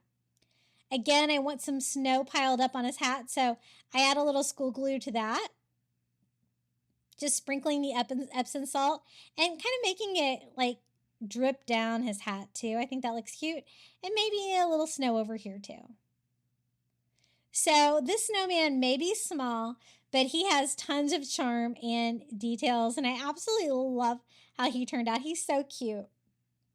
So again, I used scarecrow hat, one of the little wood block packages from the Dollar Tree, and one of the wood coaster like ornaments from the Crafter Square at Dollar Tree as well. And a little bit of ribbon there for his scarf. I love him. I think he's so charming and cute. Now for the next one, we're going to use a different kind of wood slice. These are the wood slice ornaments from the Dollar Tree. Super cute. This one's got a little water damage, but that's okay because we're going to cover it up anyway. I notice a lot of them do. The thing I like about these, you get 3 in a package, is that they already have the hole in them and they have twine for a hanger. Now, this is the image I designed with AI. It says sand between my mistletoes. I thought that was so funny. And again, I will include a link to my Google Drive so you can recreate this. I printed mine down just the perfect size for the little wood slice, and I'm just going to use a pencil to kind of draw that out so I can go ahead and kind of pre-cut mine. Now, the funny thing about this is I kept trying to tell AI to put some feet on the beach or toes on the beach, and it was absolutely terrifying, the things that it gave me. It gave me like 2 feet buried coming out of the sand, which looked like somebody had been, buried. And then one time it gave me a half of a foot. And so finally I was like, okay, just give me footprints in the sand. And some Christmas things. And it did much better that time. Sometimes the AI doesn't really get it, but it's really fun to play around with. Now I'm going to Mod Podge this straight to the wood slice. Again, I printed it out on cardstock, so it's going to be nice and easy to work with. I do a nice thick layer of that, and I tried to cut mine down to size where you can kind of see the bark of the wood slice around the edges there. It's going to be a little bit of a random shape, which I kind of took into account when I designed my image so none of my words would be cut off. And just smoothing that on there with a paper towel, making sure that all the edges are glued down. And then we're going to go on top and seal it with another coat of Mod Podge. I almost always use matte finish Mod Podge. It's my favorite. I think it looks coastal. I don't really like the sheen. And it does a really good job of sealing it. And I really love those small bottles from the Dollar Tree because you don't have to worry about them clogging or drawing up because they are nice and small. So I gave it a dry and sealed it one more time with Mod Podge to make sure that it is good and secure. Again, we're going to poke a hole in. This already had a hole pre-drilled. Just a matter of kind of finding it and poking that with my little Cricut weeder. It kind of is right in the middle of one of my letters, but I think that's going to be okay. You're still going to be able to read it. The twine that comes with it is the perfect size to fit right through the hole. And I like to tie mine directly to the wood slice and then come up and make a loop at the top. Super cute. I love this saying. I wanted to make something that said that, and so I'm glad that I remembered to use that phrase. I think it's really funny. Now again, I'm going to do a very light dry brush with some ivory all over just to kind of break up the perfect nature of the image that we designed and make it look a little bit more rustic. Just wiping off any excess, and that's all there is to this DIY. I used a lot of wood slice ornaments for my Christmas vacation movie that I just did, and how easy is that to make a Christmas ornament with? And it can go with coastal, it can go with any kind of theme that you got. If you see those in your crafter square, be sure to pick them up because I'm sure they will go fast, especially this time of year. But there it is, our little stand between my mistletoes, Christmas ornament. And I hope you enjoyed today's video. Let me know which one of the 30 DIYs was your favorite down in the comments below, or just come say hello. I love reading your comments. You can find me at Crafty Beach on YouTube on all social media, and this is a QR code if you'd like to buy me a coffee this Christmas. Enjoy the final reveal.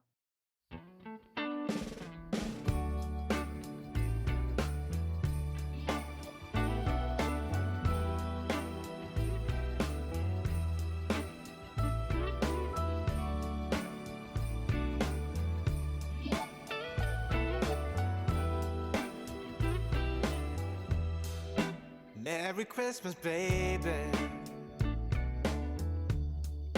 Reindeer's coming out to play.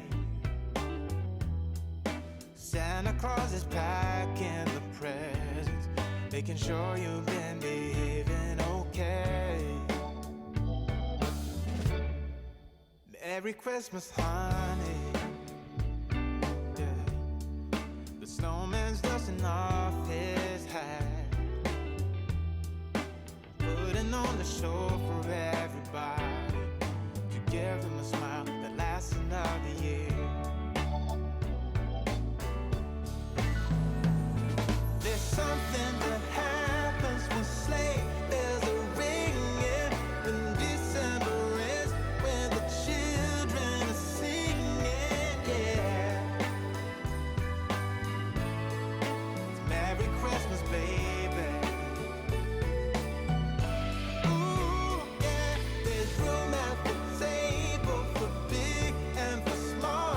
All the fire is popping, the chestnuts are cracking, yeah. Merry Christmas, baby. Merry Christmas, baby. The snow is laying 2 feet deep. Now wish upon a falling star, so all your secret dreams can come true. There's something that happens when sleigh bells are ringing, when December ends, when the children are singing, yeah. It's Merry Christmas, baby. Ooh,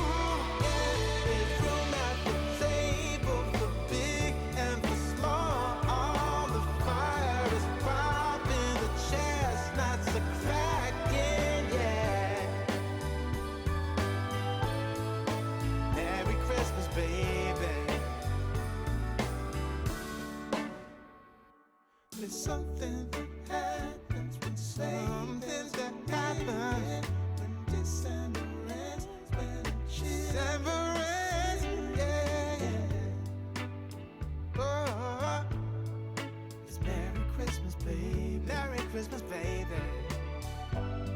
It's Merry Christmas, Merry Christmas.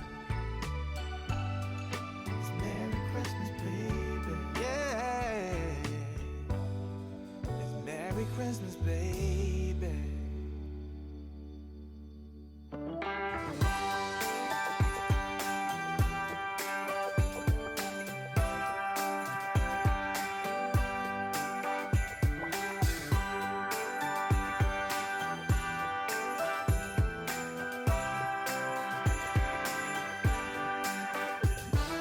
First flake of snow is set to fall today. It comes to say that Christmas is on its merry way. And for every single child, there's a gift on Santa's sleigh. The first flake of snow is said to fall today. The first snow this winter is promised for this day. It brings a hope of peace, both near and far away.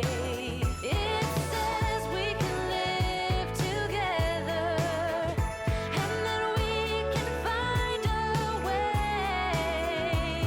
The first snow this Christmas is promised for this day.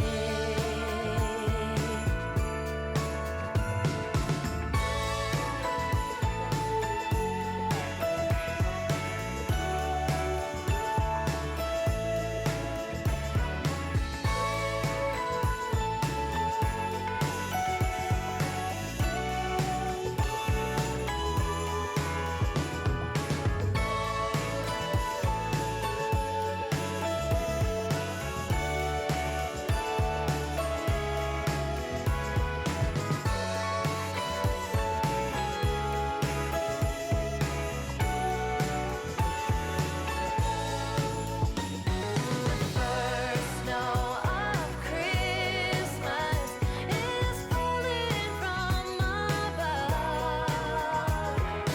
It's a sight of wonder, a magic time of love, and the joy found in each other. It bears a witness of the first snow of Christmas is falling from above.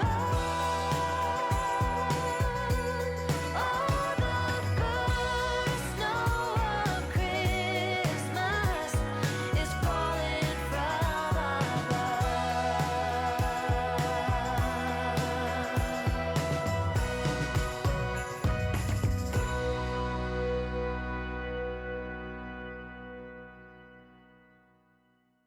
Thank you so much for making it all the way to the end of today's Christmas crafting marathon.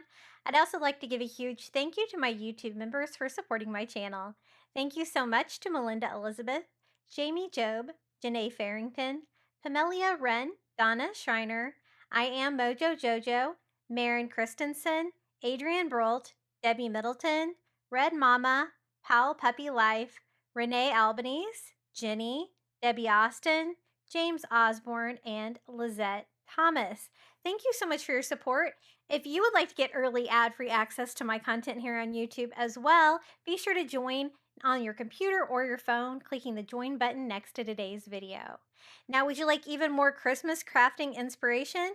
Be sure to check out one of these DIY videos right here. And until next time, happy crafting for Christmas.